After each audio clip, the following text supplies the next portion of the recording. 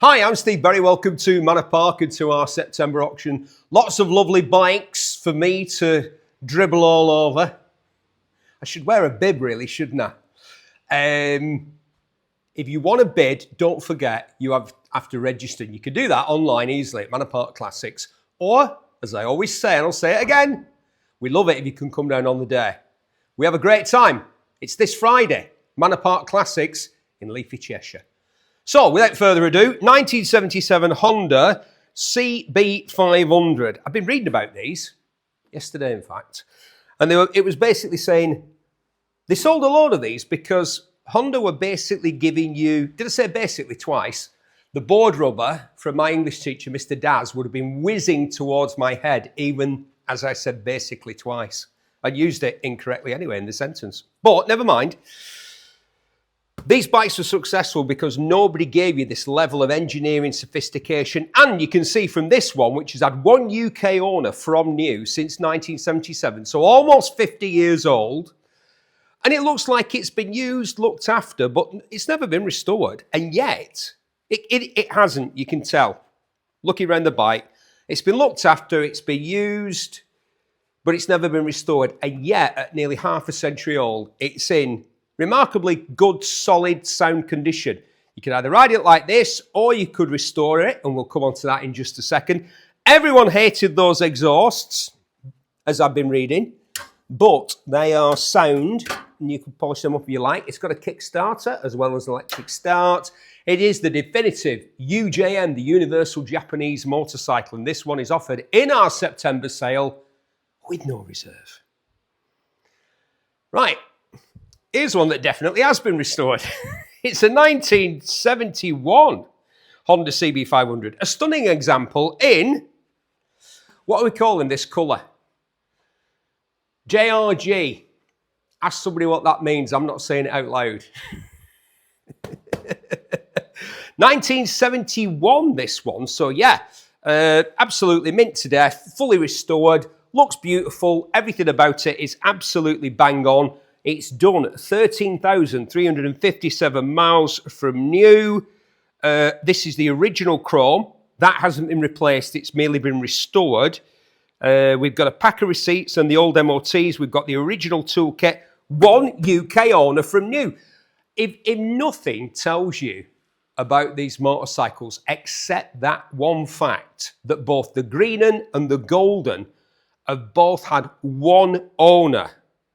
People bought these 50 odd years ago and they kept them because it did everything, didn't it? You could commute on it, it was frugal on fuel, you could tour on it, it was comfortable to up, it had a decent turn of speed, and because in 1971 it had a disc brake on the front, it would actually stop, and it had an electric start and it had a kickstart back up. Nobody made anything as good as this back then, and that's why people kept them. They're coming back into their own. People are realising, the manufacturers are realising, they build bikes like this, they'll sell. But why not have the original? And you could this Friday. RD400. Is this the best colour? No, yellow's the best colour. Daytona yellow. It's got the Gilari seat. 2.4 accessories. Does it say that on there? Probably. Yeah, they sold a ton of them. Made it look better, didn't it? And this one's got a lovely all-speed. Yeah, they were the ones, weren't they? In performance bikes, motorcycle news, and superbike. There was always an advert for, a little advert, like a 16th of a page or an 1/8 of a page advert. All-speed, performance pipes.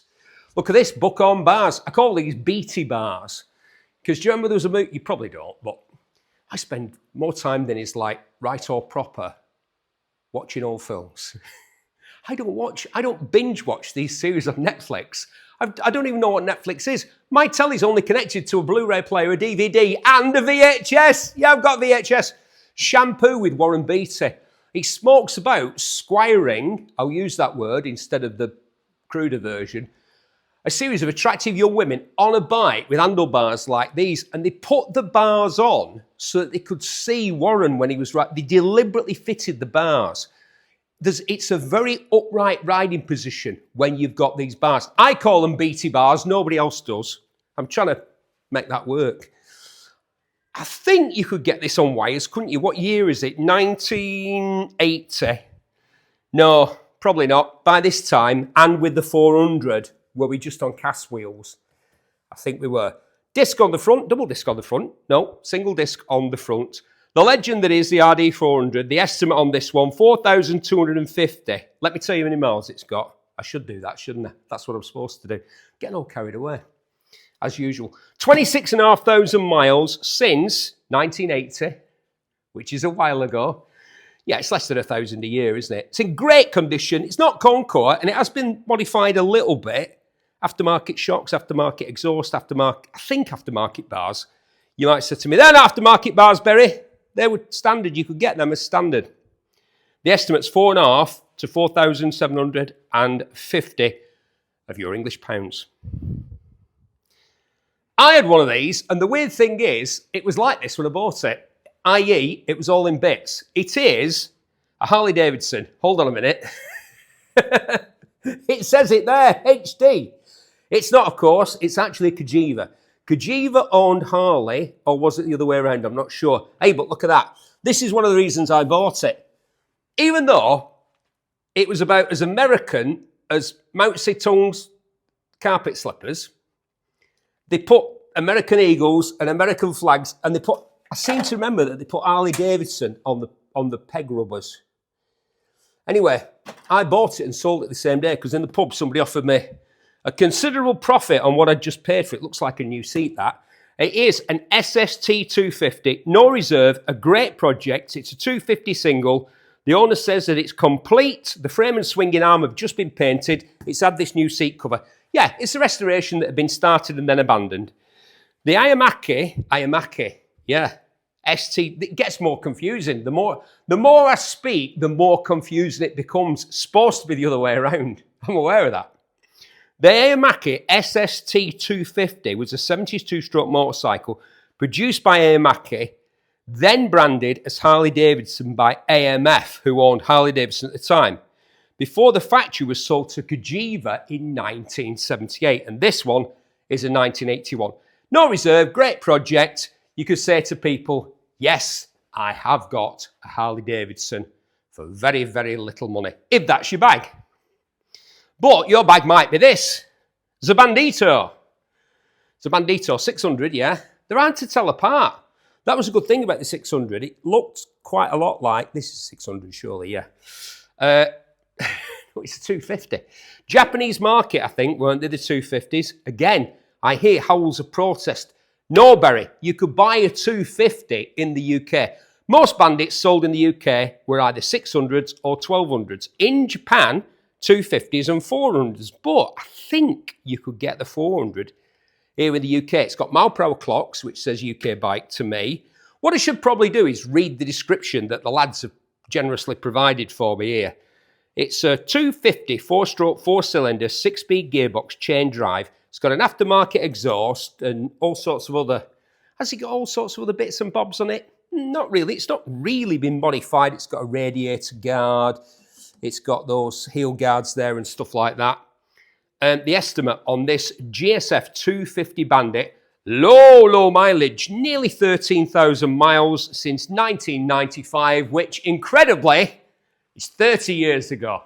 Yeah, 1995 is 30 years ago. Exactly half the amount of time that I've been on this planet. 30 years ago. And I tell you what, it's looking better for it than I am, isn't it? 2,250 to 2,750 on the 95 GSF 250 Bandito. Honda. Oh, here we go. This one caught me out last time. See, the thing is here at Manor Park, if your bike doesn't go through in a sale, you can put it through again. And you can't just keep putting it through, but if it doesn't sell in a sale, you can put it through in the next one. And we will keep it here at Manor Park, not in a rickety old shed, like around the back of a farm, with only like Jethro. Not that Jethro, he's dead. So he won't be very good as security. I was going to say with Jethro for security. A dead Cornish comedian won't be very good security, would he?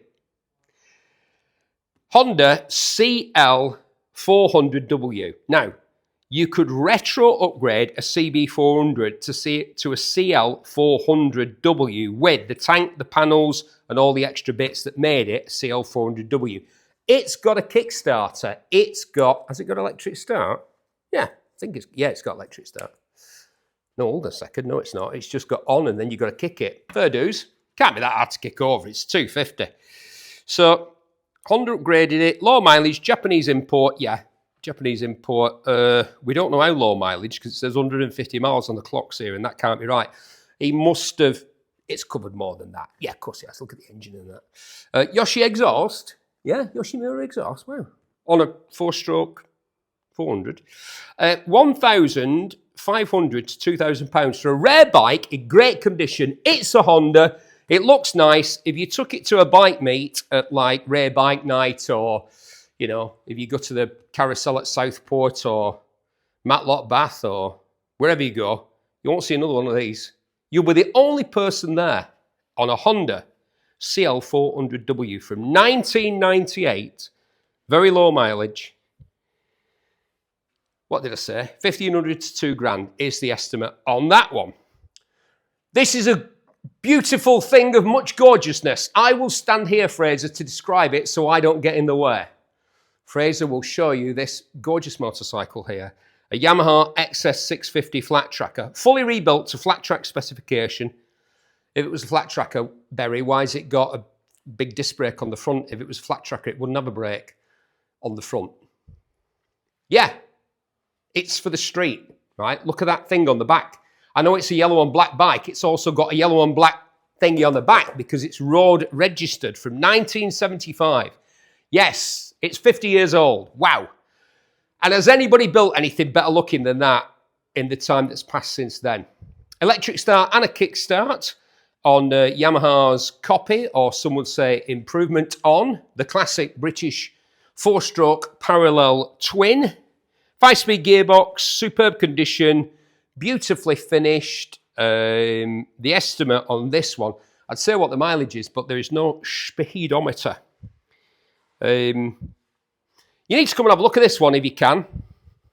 I'm sure Fraser's doing a fantastic job of showing you all the details. It's just been rebuilt to a very high standard, and it looks great.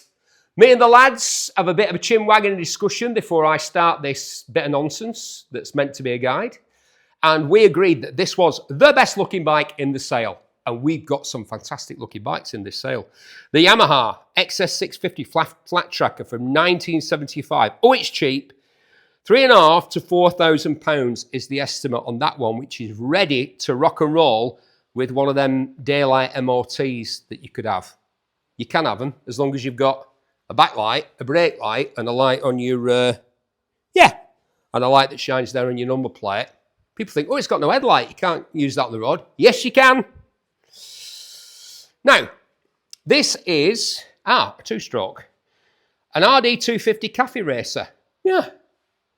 A bit different. I like that. Something a bit different. 1974. Extensive engine work, it says here. 6-speed gearbox. It's an import. Came into the UK in 2021. It's got a kickstart. What's the mileage? Let's have a look.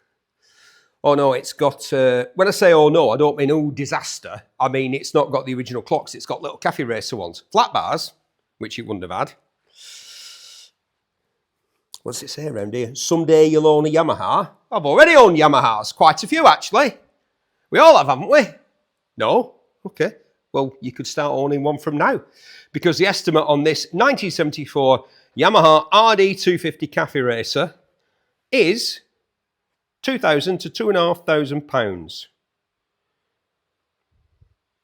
Next to it, kind of the same bike, but unfiddled with. When I say fiddled, I don't mean in a bad way. I like that. It looks great. It's individual. It's a bit of a one-off.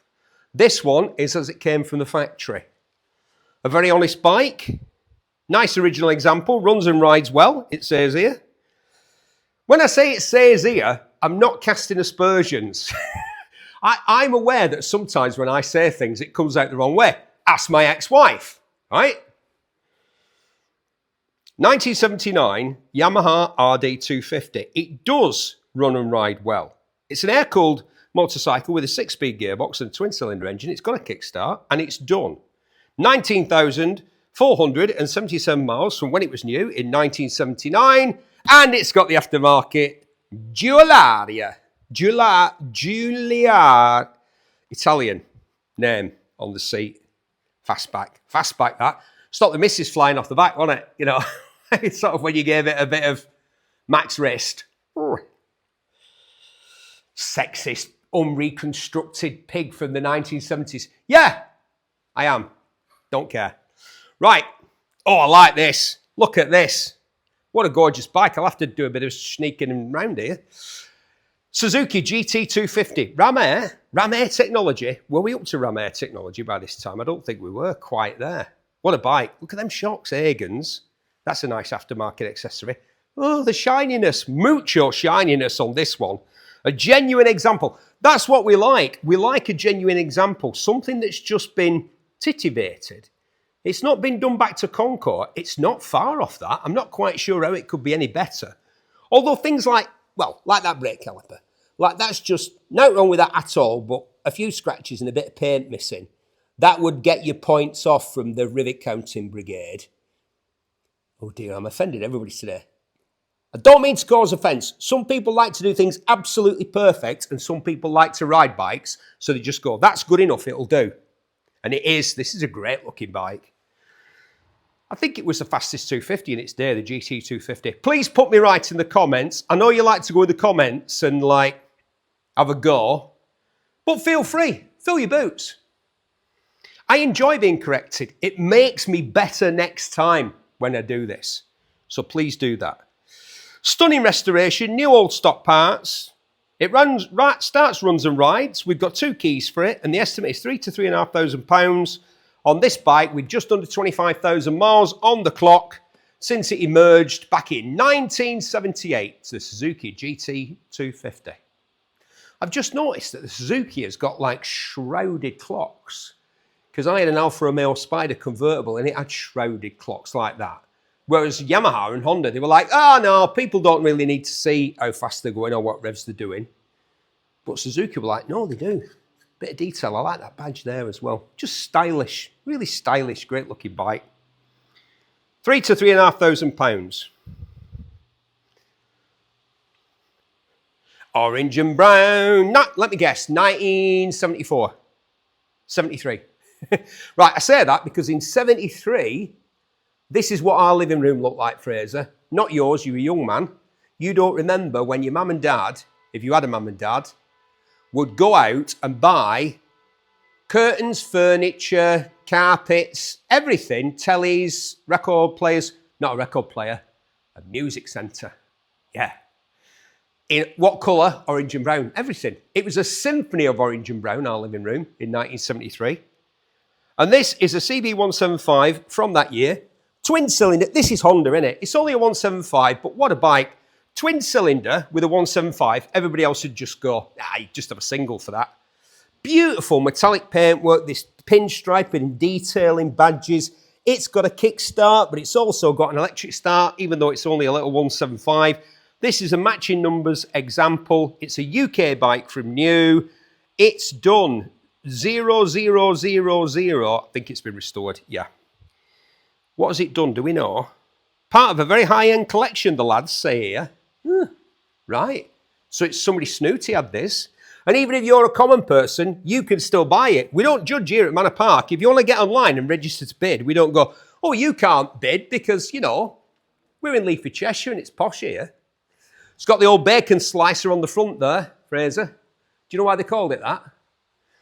Because, well, motorbikes don't have this anymore for all kinds of reasons. But one of the reasons was, if you ran over a pedestrian, that's basically like a knife, isn't it?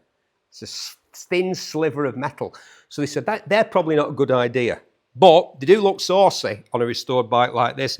The estimate, £3,500 to £4,000. 73 Honda CB175 with matching numbers. What a lovely little thing. And the colours are fantastic. Fantastic. What a great looking bike. No wonder the British motorcycle industry went the way of all flesh, although the same thing happened to like the Italians, didn't it? Because the Italians made a lot of small, sporty little bikes like this. They were the masters of that sort of thing until Honda copied them. Honda copied everybody.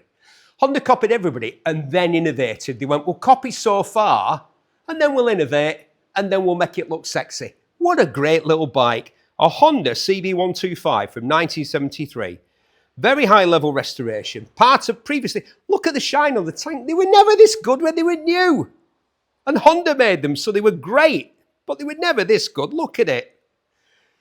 Need dark glasses just to look at it. Fraser's going to have to put a filter on this bit of the video because the shine coming off this bike is outrageous. HPI clear. Well, it would be, wouldn't it? We've got the key. We've got the V5. Again, just fully restored and like brand new clocks and all that business. So we don't know what the mileage is. Who cares? The price. Look at the condition. There's nothing. Literally, it wants for nothing, this motorcycle. And the estimate is $3,000, except a buyer. And that buyer could be you. So make sure you register to bid. Don't be like watching the live stream on Friday and then going, oh, look at that. Oh, I wish I'd registered. Do it now. Register right. Well, in fact, I was going to say wait till I've stopped speaking, but that could be a while. So pause me and register at Manor Park Classics. It's 1989. 1989 was a great year. I don't remember much of it because I was stood on a podium inside a Manchester nightclub, which was never called the Hass, as people say now. It's called Hacienda. The Summer of Love. The second Summer of Love it was. We were all giving it that. There was some motorcycling and some scooter riding and some off-roading and all that sort of stuff in between. In fact, I used to go to the Hacienda on a powered two-wheeler and hide it round the back. And you say, well, round the back is the canal. Yes, I know. That was my thinking. I thought if I put it back there, people won't go back there looking for a powered two-wheeler. And I say powered two-wheeler because, yes, it was a scooter. Yeah, a Vespa. This isn't a Vespa. It's from that year. It is a VFR400, the legendary NC30. It says legendary. These were great. If you couldn't afford an RC30, which was most people, obviously, you could have one of these instead, perhaps. 3,000 to 3,500 is the estimate on that. And I tell you what, if it was an RC30 instead of an NC30, the estimate would not be £3,000 to £3,500 because they're starting to bring very strong money indeed. It's got a powerful V4 engine like an RC30. It's got a single-sided swinging arm like an RC30. It's a very usable classic. We've got the V5. We've got two keys. What's the mileage on this? Yep, kilometre clocks. It was brought in from Japan. Look at that. Nearly 15,000 red line on that V4. What an engine. Wow. So, relatively big miles. Somebody's used this and loved it and really looked after it because it's got 63,500 kilometres on the clocks. Estimate £3,000 to £3,500. I'm surprised it's in such good condition. It's got condition. It's got some carbon fibre accessoires which have been added after the fact. These rear sets aren't original. They were probably ground off. That's new as well. Yeah, it's just been looked after. Used, enjoyed, looked after, and that's exactly what you could do with it if you register to bid in our auction this Friday in our September sale at Manor Park. 2007 Kawasaki ZX10R Ninja. Mate of mine had one of these. He was going to buy a Fireblade, and he bought this because, as he explained to me, he said, I'd see him at the gym like twice a week and I get updates on the buying process. And I was convinced he was going to get a new blade. And he said, do you know what, Steve? I went past the Kawasaki dealership, which would have been Robinson's in Rochdale, I think. He said, and I went in and I saw one of these and I thought, that looks so much sexier than the equivalent Fireblade. It's a great looking motorcycle, isn't it? Like he said, it's a sexy bike. It's a badass motorcycle. It's going to blow my mind how cheap this is going to be. That's the last thing I'm going to look at. Look at those Akrapovic exhausts. Look at those wavy discs. It's got some tasteful period updates. But what a bike. It's like Batman's bike, isn't it? Look how latent aggression that thing's got. I think it was actually just about the fastest thing of its kind. Everything in its class, litre bike, was very quick. But this regularly used to come out on top in back-to-back comparison tests, which are, of course, the only kind of tests that actually mean anything. Let's have a look at the price. Yeah, stupidly ridiculously cheap for such a great bike. 180 horsepower, 6-speed box. This one's got twin Akrapovic cans, carbon fibre all over the shop. Had 3 owners from new. It's done. It's digitalis there. It's done. Get this. It's done, believe it or not, since 2007. Less than 5,000 miles. Estimate £3,500 to £4,000. That is criminal. Bargain. That's the bargain. So you tell me that doesn't look like 10 times as much money. If we pushed it out in the street and asked like regular people, non-motorcyclists, how much do you think that would cost to buy? They'd be like, oh, a lot. No, £3,500 to £4,000 we reckon. Time to be a buyer, a good time to be a buyer it is. Here we go, look at this standard exhaust on a CBR600. Long time since I saw that. Looks like a pedal bin, that big old original exhaust. But here's the thing, if you buy it and it's completely original like this one, that is super. It's not even got like a tank protector or any, like a freebie off the front cover of Superbike magazine or something like that. CBR600F, very well restored. Restored, here's the thing. Again, I'll be careful. I am not having to go at anybody. It doesn't look restored. It just looks original, but really well looked after. But it has been restored. 26,500 miles. It's got the, it says here, it's got the original exhaust, exclamation mark. Yeah, because you never see it. Because people bought these and they went, look at that, I'm getting rid of that. So they're super rare. It's got electric start, obviously. What else can I tell you? The estimate is through 1,300 to 1,800. 91 CBR 600F Honda 600. Let me just make sure, I'll make it bigger. Yeah, 1,300. I thought I was misreading that. 1,300 to 1,800 quid. Again, a classic. Lots of bikes are old. Most old bikes are just old bikes. Some old bikes are classic. That 91 Honda CBR600F is a classic bike. That's a classic the same way that like a Triumph Speed Twin was a classic 40 years after it was made. It was a bike, it was a game changer. It was a bike that moved everything along. Honda gave you the every bike, the do everything bike back in 1991, and criminally, you can now buy one in our sale for about 1,500 quid. Suzuki GSXR 1000 K8, but not standard. No, sir. Far from standard. It's had a full engine rebuild, and I'll explain why in just a second. It's got Marchesini wheels. It's got those wibbly wobbly discs. It's got a Yoshimura exhaust. There is carbon fibre everywhere you look. It's got a lovely aftermarket seat. It's also got a Rotrex supercharger, which means that instead of being like really, really powerful, it's even more powerful. I can't tell you exactly how powerful. I think it's, hold on. It's over 200 horsepower. Wow. And like we say, TTS, because they're the people who know about this sort of thing, have rebuilt the engine to handle that power. I would imagine it's got different rods, pistons, etc. We can give you the details if you need them. Again, look at that. Adjustable Pazzo levers, they're the best. I had those on my Ducati. Yeah, very tasteful. Anything, money, no object on this job from the chap who took it in. I mean, it wasn't as if it wasn't a fast bike to start with, but you're talking about something from 2008 that would very much run with modern bikes, what benefit from a similar amount of horsepower and all the rider aids that they have now. Depends who's riding it though, doesn't it? If it was me, probably not. But if you're useful, plus you'll be the only person there with a supercharged Gixxer. Yeah.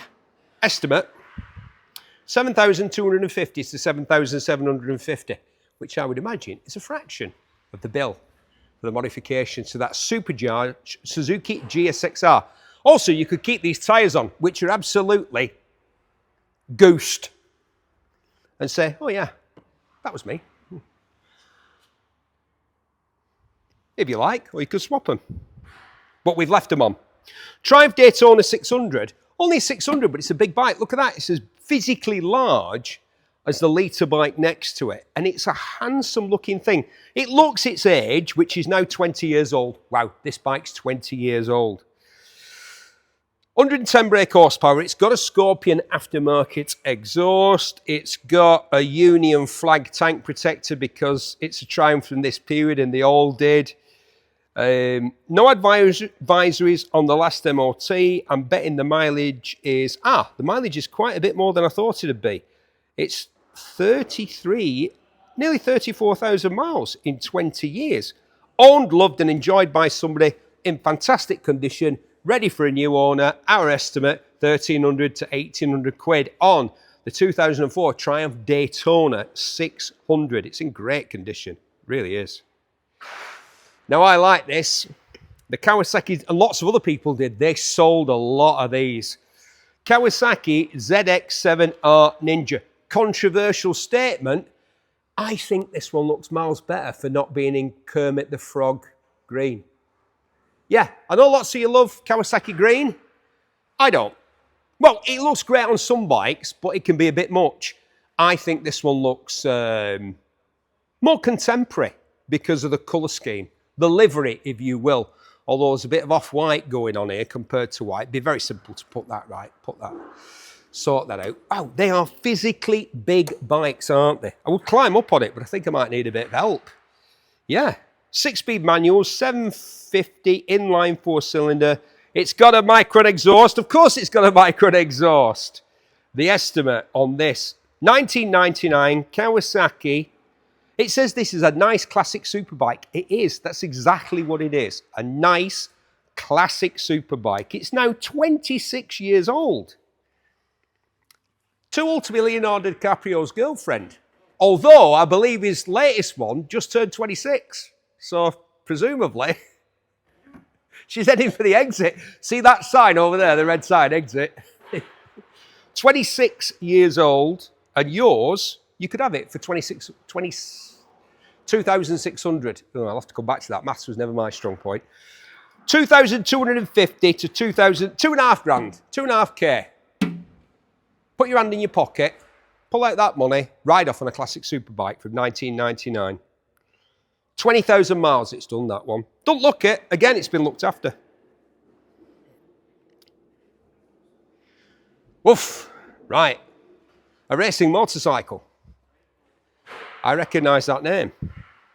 Kawasaki ZXR600R, ex-Ryan Farquhar team, McAdoo road racing bike. Ryan Farquhar, one of the legends of Irish railroads racing. This bike has had a hard life. This is a warrior. This is a gladiator. Look at it.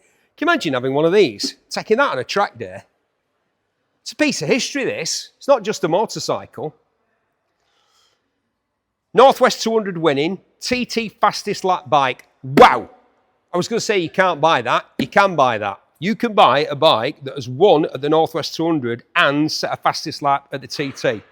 The bike is ready to ride, says the owner. Can you believe how cheap it is to be able to say that you own a motorcycle with that pedigree? I will tell you. We estimate it's going to fetch between £3,000 and £3,500. 2003 Kawasaki ZXR600R, ex-team McAdoo Racing, ridden by Ryan Farquhar, one of the legends of Irish railroads racing and, of course, of the TT. One of the most consistent competitors in railroads racing in the post-war period. You could own one of his bikes. Winner at the Northwest, fastest lap at the TT. £3,000 to £3,500 is the estimate for absolutely 2 halves of sod all. Get registered to bid. The sale's Friday. 1958, and Britain still rules the motorcycle world. Norton Triumph, but BSA. 1 in 4 is a BSA. Remember that poster? 1 in 4. I thought it meant 1 in 4 of the motorcycles sold in the United Kingdom was a BSA. No, it meant 1 in 4 of the motorcycles sold in the world was a BSA. But of course, it wasn't all about the big three. There was Ariel, there was Rudge, there was Scott, there were all kinds of low-volume manufacturers. Ariel, Velocette, and there was AJS and Matchless. This is an AJS from 1958, when they were a big deal in the off-road world. I love it. This bike has got patina to burn. Some people, no, don't say that. I love it. It's fantastic.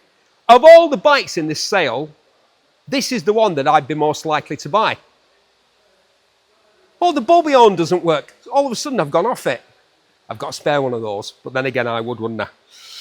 1958, road registered with a V5. It's a 350, not many left. It's the C model on the V5. I would imagine C is for competition. It's a trials bike. It would require battery charging and new fuel to get it going. Needs a light recommissioning. It's been used within the last few years. It's not been sat around forever and ever, not running. Look at that. It's got a modern sort of lap timer type, you know, well, lap time, it's not going to be speedometer. You could probably like count the lampposts on this, couldn't you? 3,250 to 3,750. I say again, 1958 AGS 16C. The C stands for competition. About £3,500 is what we reckon that bike. I'll try the horn one more time. I'll buy you a horn. I'll give you my spare one if you buy this bike in our sale this Friday. Fantic, they've just gone bust. But that's like with painters, isn't it? When a painter dies, the paintings go up in value. Fantic have just gone the way of all flesh. Probably because they've stopped making bikes like this. They started making like sort of lukewarm road bikes, really. And back in the day, Fantic used to make proper whiz-bang, zing-zing, value for money two-strokes, like this one. The Fantic TX250, a twin-shock trials bike. Yeah, there they are, brand new as well. The shockers on this one. This one was part of a retirement collection. It's a 125 with a 175 conversion. It's got good tyres, the motor runs great, new bearing seals and gaskets. The wheels have been rebuilt with stainless spokes and new rims. The hub and the frame is powder coated. New rear shocks, new front end rebuild, lowered and widened footrest, Sherpa Pro Taper fat bar conversion, domino throttle clutch and brake lever set, rental grips, new cables, seat recovered, chains and sprockets are new as well. So it's a new motorbike from 1981, and we reckon it'll fetch between £1,750 and £2,250. Now, my mate's got his eye on this one, and I'm not surprised. It's a Kawasaki KL250 Super Sherpa. Look at this rack on the back. A very clean dual sports bike, like say a Yamaha Cero or a Suzuki DR350, something like that. It's an off-road bike, but it's not a motocross bike. You know, it's not for racing. It's for like, oh, look at that cow in that field. Oh, look at that lovely tree. It's that sort of off-road riding. Oh, shall we have a picnic up there? Yeah. You put the picnic basket here on this big rack on the back. You can get two up, off you go, and it'll deal with trails. It might not go up a mountain, but that's not what it's for. It's in superb condition. I don't think everybody's been on a trail ever on this bike. It's too clean and it's too unscuffed and unscratched. It's done a remarkable 8,500 kilometres. I can't see that at all because it's just kind of as new. Looks like it's been round the block. There were no scratches on the paintwork or no wear at all of any kind. Well made bit of kit from 2009, 2,250, 2,750 pounds. Come on, Rupert, get it bought. Get your hand in your red cords and pull out some money. Yeah, I've got friends called Rupert who wear red cords. Posh people. Posh people. They're like us, but different. And lots of them like motorbikes, which is great. CR250R. It's only done 10 hours. Wow. So like an aeroplane or a helicopter, you measure not miles, but hours when it comes to competition kit like this, because that's what this is. That one, that Kawasaki that we just had, that's just for a bit of light work on the trails. This is for racing, isn't it? Even I can see that. 250 single, the one to own. The owner states the bike has only been used for 10 hours in total. It runs, rides, starts, and the estimate on the 2002, bit of a classic, Honda CR250R, great condition. Well, it would be. So, mind you, it could have been used for 10 minutes and been like massively stacked. That's obviously never been happened. It's been used for 10 hours, then it's been put away, and it's been properly sorted out and cleaned and brought here to Manor Park Classics, and we reckon it will sell for between £7,500 and £8,500 this Friday, the 2002 Honda CR250R. Back in the day, a Honda XR250R. Road registered, which is handy. Yeah, use this for a bit of sort of trail riding, enduro. Eligible for all sorts of competition, what with it being from 1981, it's got, what mileage? I'm having a look. 367 kilometres since 1981. Matching numbers bike, single carb model. The owner says it starts, runs and ride. That is a placky tank, yes. Of course it's a plastic tank. This is an original machine. It says it's done 360 kilometres.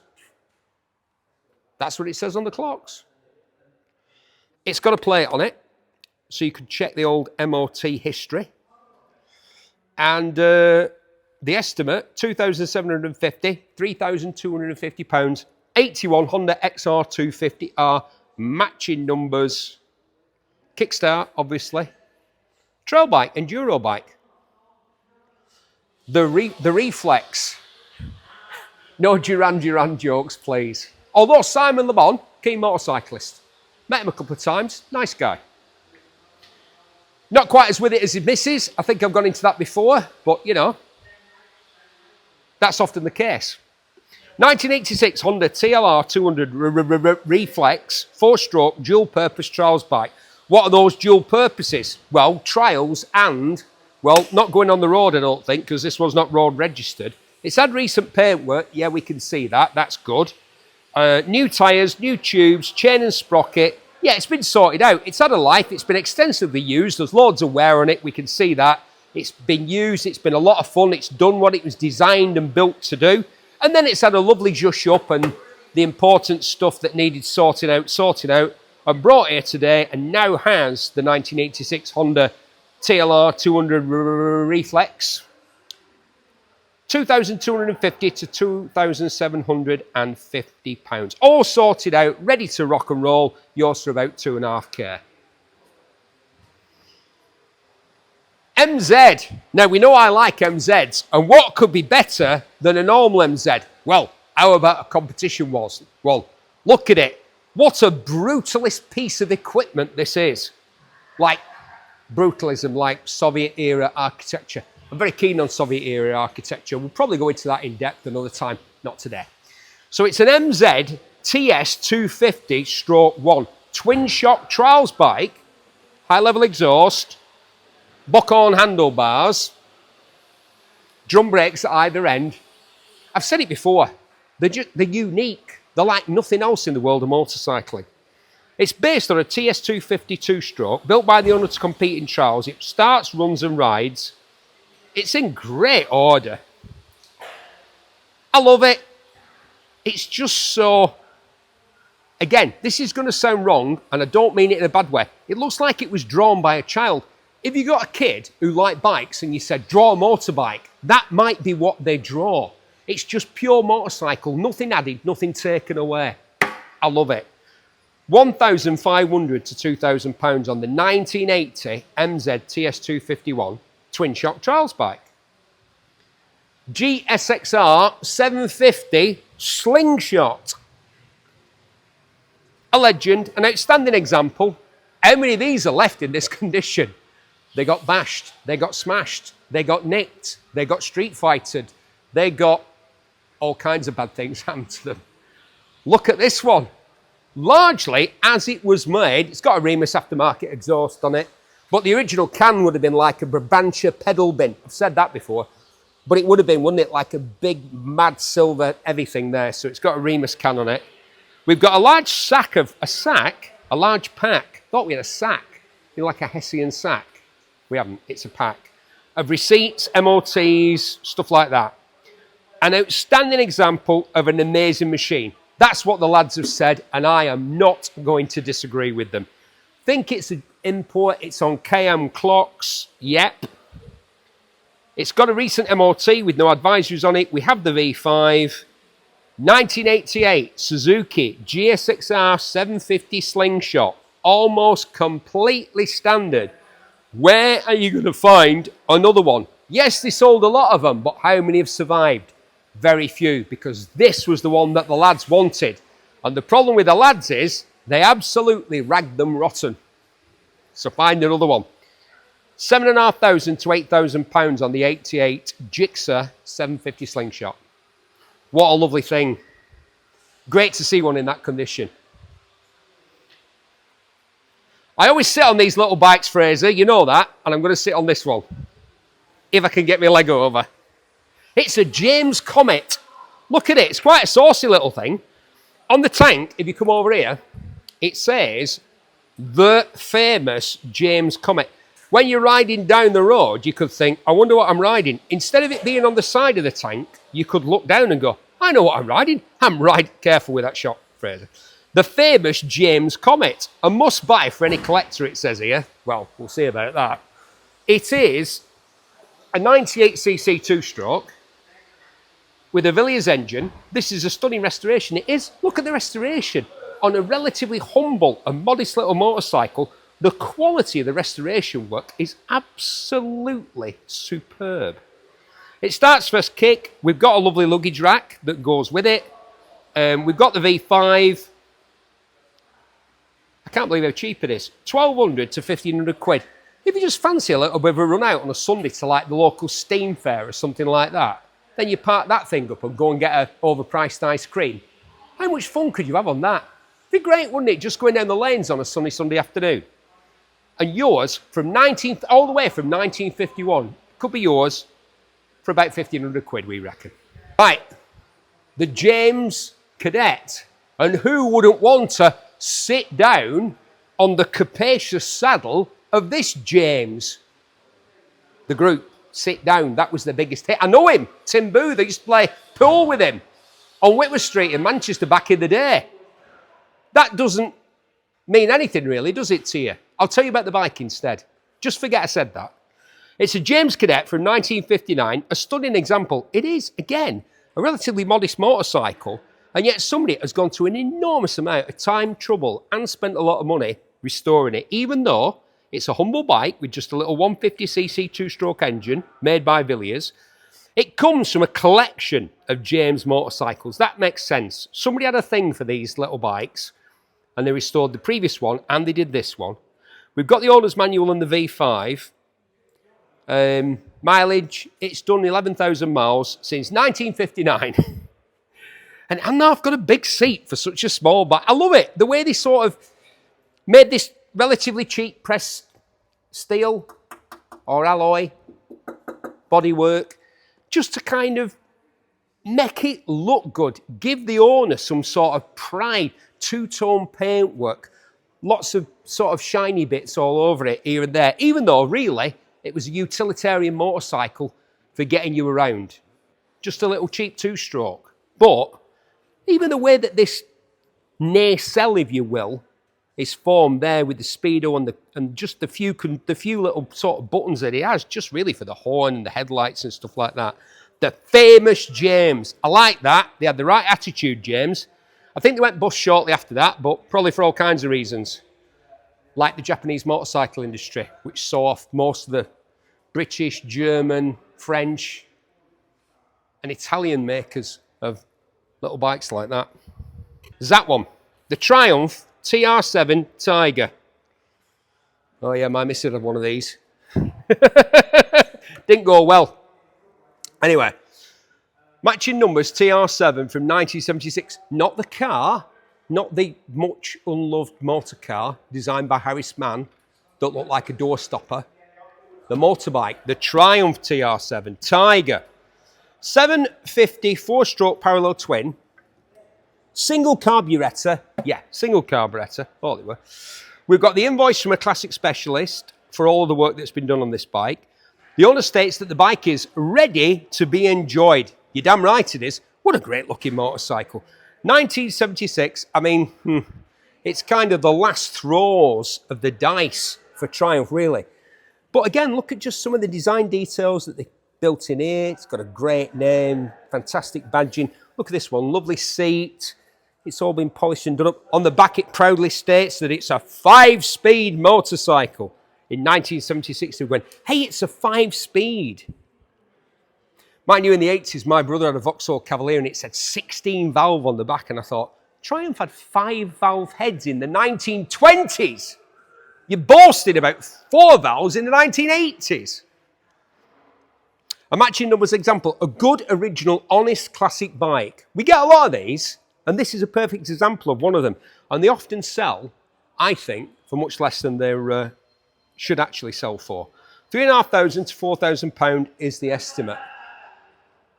It's just got it. Whatever it is, it's got it. Style. Not me, the bike. Look at this. The Yamaha DT400, an astounding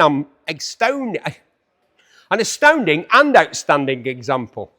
Put my teeth in before I say it next time. 400cc air-cooled 2-stroke, just under 10,000 miles since 1975. It's 50 years old. Wow. Look at that. Great looking machine. What a bit of kit. Just effortless style. It's got a Kickstarter on it there. It's been beautifully restored. The paint's fantastic. Everything's fantastic. The seat, the clocks, the lot. Like I said, just under 10,000 miles in its lifetime. New old stock parts, i.e. the restoration. None of you shopping like a billionaire or getting on the old AliExpress. No, this fella used new old stock Yamaha parts to restore this motorcycle. And as a consequence, the estimate is £6,000 to £6,500 on the 75 DT400. I like these, the new Nortons. This looks like the, 2011. A stunning example of the 961 Café racer. He's put different bars on it. I rode one of these from Bury to whatever they call Tycross Circuit Anglesey, they call it now, for a classic track day. And the drop bars on it and the pegs where they are. The pegs, I thought the pegs should have been further back. I do like them. This fella sensibly has put these bars on it. It's got the badging on here. This is one of the bikes that was built at Donington Park, Donington Hall, whatever you want to call it, in the previous era of Norton. The one in between old Norton and new Norton. If it was a Doctor Who, it'd be Christopher Eccleston, wouldn't it? It'd be between the old lot and between the new lot, i.e. one of the good ones like David Tennant or Christopher Eccleston. You may have opinions about Doctor Who. Frankly, my dear, I couldn't give a damn. But I do have an opinion about this motorcycle. It's a lot of bike. Look at them Ohlins rear shocks on it. Great engine, loads of carbon fibre. It's in superb condition. Ohlins front and rear on this one. It's got a private plate. It's got carbon fibre to spare. It's in fantastic condition. It's done just under 10,000 miles. And the estimate is £6,500 to £7,000, which is a considerable saving on a new one. They're still making and selling this, but not maybe as nice as this one with all this stuff on it. £6,500 to £7,000, under 10,000 miles, the Norton Commando 961 Café Racer. But not Café Racer bars. So you're not. When I went to Anglesey on one of these, I got 3/4 of the way there and I had to put fuel in before I got to circuit. 2 lads from Sheffield pulled up on adventure bikes and they went, "That is absolutely beautiful." I said, "Yeah, I would quite happily throw it in a ditch," because it was just cripplingly uncomfortable. If you're going to put drop bars on a bike, push the footrest back. Rear sets, proper rear sets. You want to be in that position, not that position, don't you? You know, I'm a human being, not a ringtail lemur.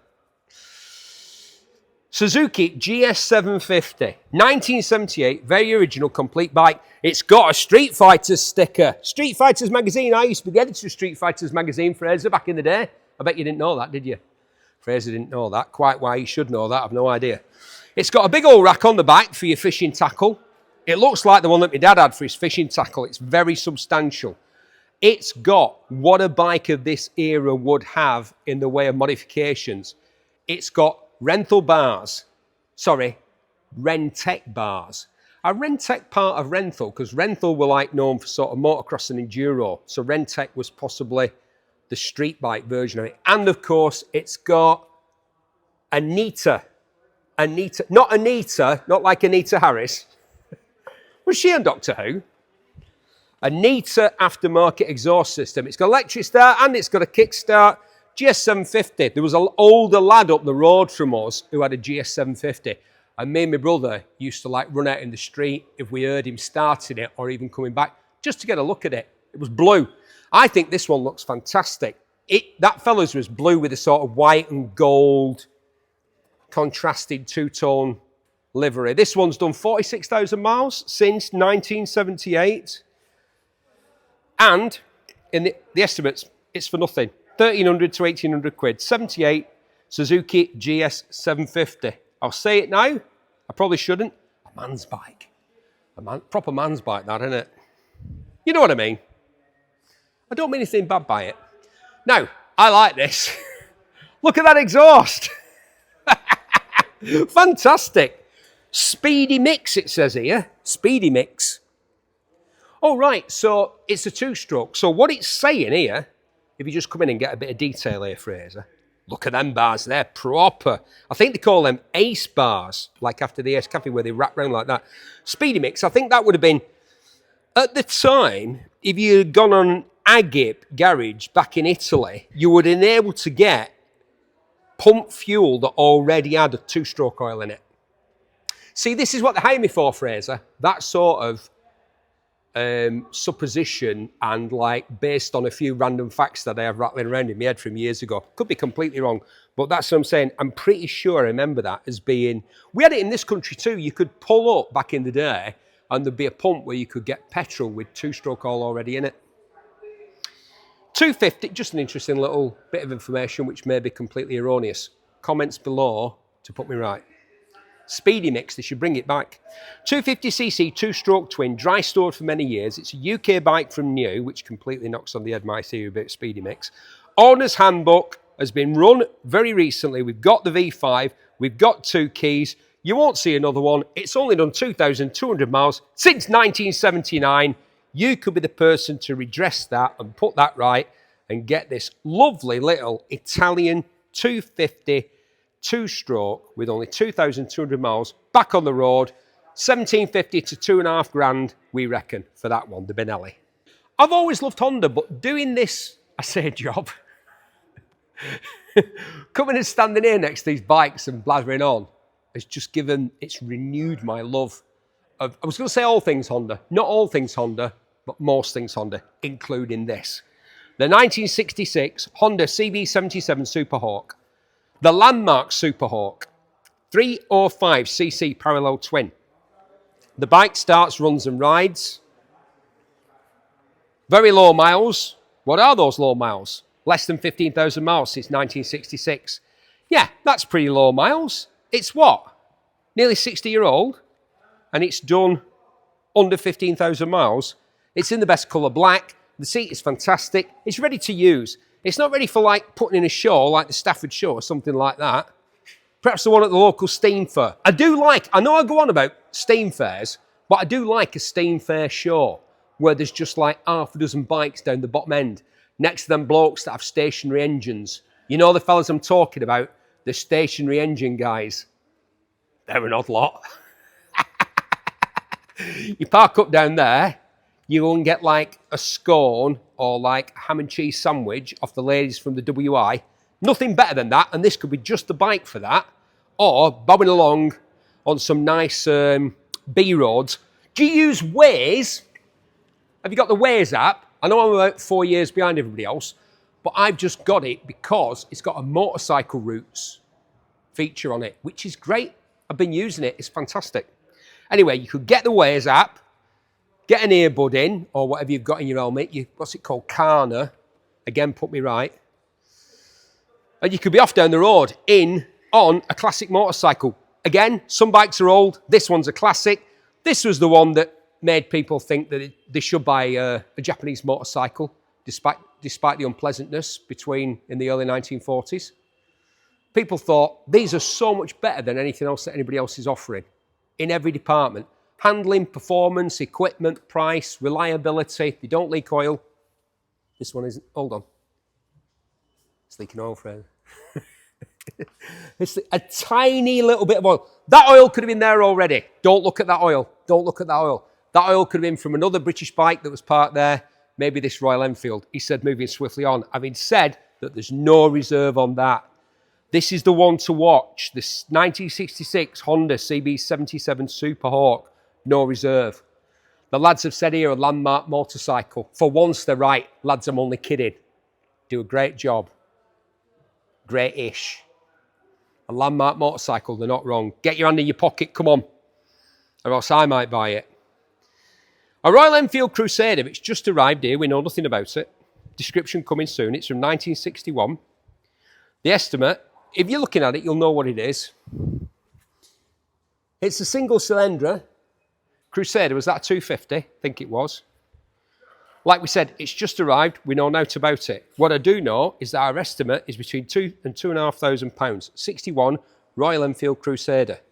It's got big mad old like crash bar things on the back, but not on the front. How did they work? Where did you put your leg? I'll work that out later. The Royal Enfield, great badge, great name. BSA 1951. B34 Competition. Family owned from new. 4-stroke, single, with a 4-speed gearbox, an unrestored original bike. We love that. And look at the patina. Look at the wear on the tank. Come here, Fraser. Look at the wear on the tank there. Look at all the years of wear here on these controls. Because it's covered. What's it covered? Oh, we don't know. Hold on, let's look at the clocks. I'll try and work it out from looking there. Only 5,214 miles since 1951. Documented ownership from new. Right, so we can,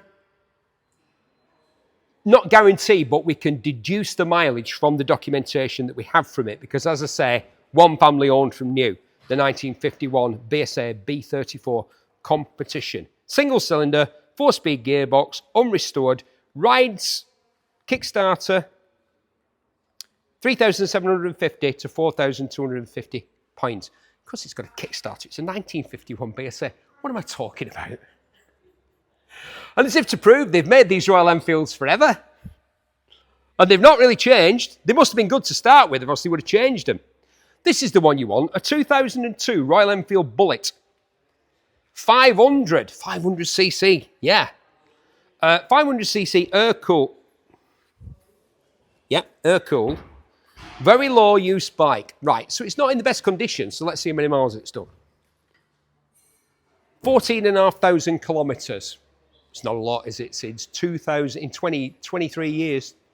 Very low-use bike, requires recommissioning. Yeah, you've got, do you know what that generally means? Cleaning. Cleaning, getting the old Brasso. It's really tempting to sort of start the work right now. I might have to buy this if I do any more of this. Look, it's just coming off. It's just cosmetic. It's been sat there in somebody's dry shed and it's just got a bit, it's got dirty. It needs cleaning. A good old clean and a good old sorting out. Change the oil. Change the filter, if there is one. Cheap. 1,000 to 1,500 pounds, the Royal Enfield Bullet 500, which is the one you want. You don't want the 350. Mind you, look at this, what a bike. Douglas T35. Now, when you look at all motorbikes, one of the things that you find is that a lot of motorcycle manufacturers were also involved in other enterprises. And the most detailed bikes and the ones that are the best made are often from people who also made aeroplanes, right? I'm thinking of people like Piaggio and Douglas. Yeah, look at this Douglas. You're thinking, it looks like a BMW. Haha, it's the other way around, isn't it? A BMW looks like a Douglas. 350cc twin from 1947, just after the war. Been in a private collection. It's very original, very low mileage. 11,000, just over 11,000 miles since 1947. We've got the buff logbook. Who doesn't like a buff logbook? It will require a battery and recommissioning. It's from an estate, a deceased estate. Unfortunately, the gentleman has passed on. He collected Douglas motorcycles because they were beautifully designed, they were well engineered, and they were just so well equipped. They weren't cheap, it was a proper bit of kit. A Douglas motorcycle. Bristol, that's where Douglas were. They weren't in the heart of the British motorcycle industry. Again, they struggled because they didn't really make them to make money. They couldn't help themselves from making it really well as they could possibly make it.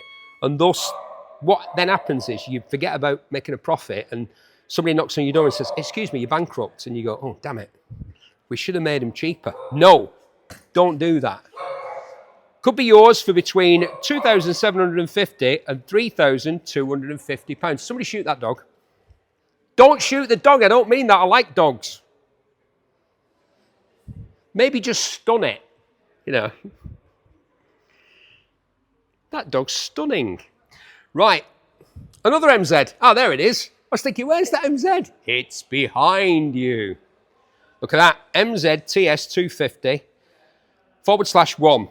250cc single. This is a really good example. We collected it from the owner's home. He said it starts, runs and rides. Look at that, it's got like rubber mounted clocks. Look at that. Because of course it would have vibrated like Billy-O, this thing, and it still would, because it starts, it runs and it's ride. We've got a huge list of the work that's been carried out to get it back to this condition, which is kind of, you know, it looks like it's had one owner, maybe it's 6 months old or something like that. It's not. It's from 1981. 1,500 to 2 grand on the 1981 MZ TS250 two-stroke single. It's a KTM, 2008 KTM 690 Supermoto. It's an Austrian Supermoto from 2008. Wow, it's getting towards being 20 years old. This was a proper piece of kit back in the day and would still be now. The mileage on this one is 19,000 kilometres, 4-stroke, 4-valve, single-cylinder, Akrapovic end cans, good tyres, tasteful modifications. Yeah, it's been brought in. We've got the Nova certificate for it. You would have to deal with registering it for use here in the United Kingdom, Wyoming. The estimate is 2,000 to that's what they'd say if they were abroad. Wyoming, they'd say, the UK. 2,000 to £2,500. Put a bit of time in, a bit of effort in, do a little bit of the paperwork yourself. Boy, oh boy, you have got one of the best Supermoto motorcycles. Not that I'd know. I owned a couple of them. I found them to be great fun. Great fun. Yeah, that would be fun, wouldn't it? Look at it. You know it would. It's a Moto Guzzi army bike, but is it an Italian Moto Guzzi army bike? Let's have a look. Yugoslavian army, a country that no longer exists. I really like countries that no longer... Right, the country doesn't exist, but the motorcycle still exists. This is a Moto Guzzi Nuovo Falcone, a new Falcon.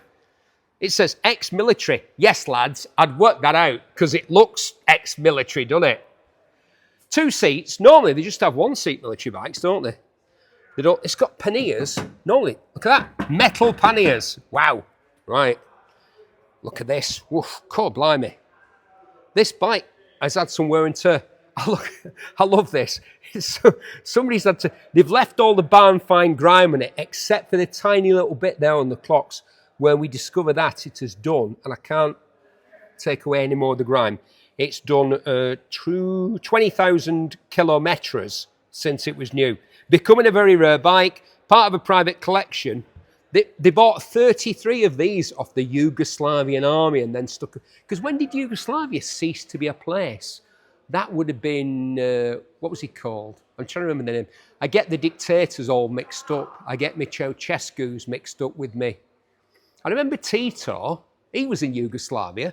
I remember that my friend Nigel and his mum and dad used to go there on holiday every year, but they had a bit more money than us. We used to go to Torquay, and we thought that was posh. They used to go to Yugoslavia.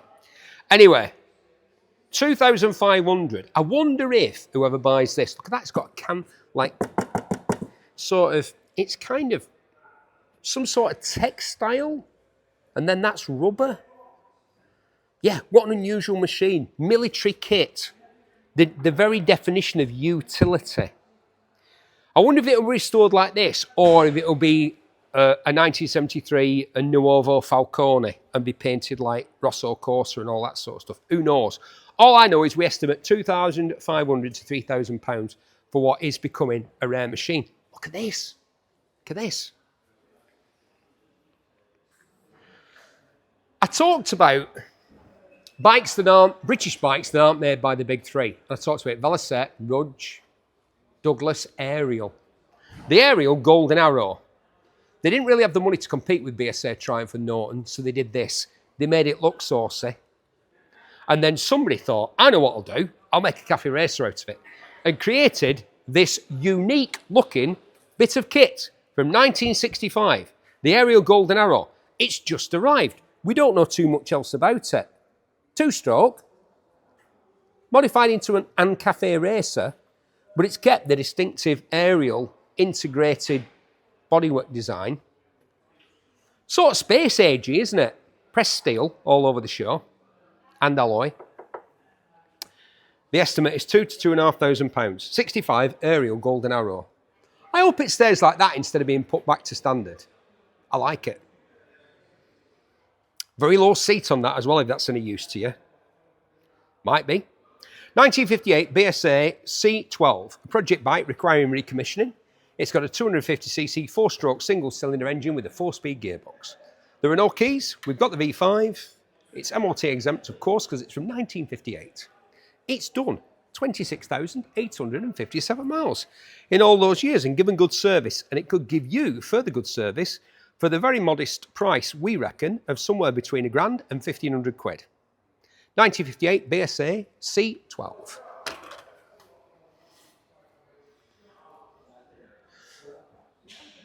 Another C12. Four-speed gearbox, four-stroke single, complete bike, requires recommissioning. Bit different to that one, bit older. This one's done 43,000 miles. Yeah, these were proper bikes, weren't they? These weren't for your dilettantes. These weren't for your sawdust Caesars and your ton-up boys. These were for proper motorcyclists. The sort of fella that would ride it to work Monday to Friday, and then on Saturday, he'd be off to like the Dragon Rally. Like John Redman, whose shop we used to hang around in when we were kids. He was always off to the Dragon Rally. Well, at least once a year. Yeah, he clocked up the miles, this lad. 43,000 miles since 19... It's not that many, is it? It's not. I suppose they were all done in its early life. No screen, no bags, nothing. Just a good, honest bike. BSA sold an absolute ton of these. £1,000 to £1,500 is the estimate. Proper job. Hey, look at this. Of its time. Talk about of its time. Not just me. No. The Kawasaki AR125. Very low mileage. I'll be the judge of that. Yeah. 11,000 since 1990. 35 years, 11,000 miles. It's not a lot. AR125. Proper ring-a-ding-ding. You can almost hear it, can't you? And like a cloud of blue-white smoke coming out the back. Outside the spa, shortly before you pull a one-handed wheelie to impress the ladies and your mates. Not that you're probably going to do that now, especially if, like me, you're 61. Just reverse the numbers. 61, 16. Reverse the numbers. One-handed wheelies outside the spa. Come on. No reserve on that. Two-stroke 125, AR125 with 11,000 miles since 1990. Kawasaki Z440. Z440. Right, okay, guys. 440 twin. It's a project bike, obviously. Look at it. It's been sat around, unloved, unwanted, and now it's here looking for a new owner who can restore it back to its former glory. Two owners from new. It's done just under 20,000 miles since 1982, and it's no reserve. Yeah, because it needs work, obviously. Quite a bit of work. But, you know, no reserve. So who knows, it might go for next to out. Do you like this one, Fraser? What do you reckon? As you know, I'm going to sit on this, aren't I? Because I just am. because that's my style, sir. Look at that. I could be the Japanese version of Steve Berry, couldn't I? Like rocking up outside the Shibutsu shopping centre, I think it's called that, in Tokyo, all geared up, like thinking it's some sort of like dystopian future that I'm in, riding a Yamaha CR250 Morpheus. Yeah, like in the Matrix. A cruising maxi scooter, 250cc liquid cooled, part of a small private collection. It starts, runs and rides. Was it ever sold in the UK, this? I don't know. Was it? Where are the instruments? It hasn't got any. Mad. What's that for? Oh, I'm interested in this. It's weird. It's like a small car from the future that's got a very low seat height. Again, that might prove useful. Obviously, it's an automatic. It's very rare. It's got great storage, it says here. Let's have a look at that. Where would that be? Oh, back here. It's got a boot. Wow. It's like, well, it's not like anything, is it? It's like what it is. It's like a Yamaha CP250 Morpheus. And they customise them in Japan as well and make them look even crazier. But I do like this one. And the estimate for this 2006, I keep using the word unique. And again, if I keep saying it, how can everything be unique? It can't be. By the nature of the word, you can't have too many things. Like when you go past the school and it says it's outstanding. It says it's outstanding outside it. I'm like Peter Kay, aren't I? Except not funny. But, mind you, he's not funny these days, apparently. But anyway, it says outstanding outside virtually everything. How can they all be outstanding? They can't be, can they? By the nature of the word, they can't be. They can be good, very good, but they can't all be outstanding.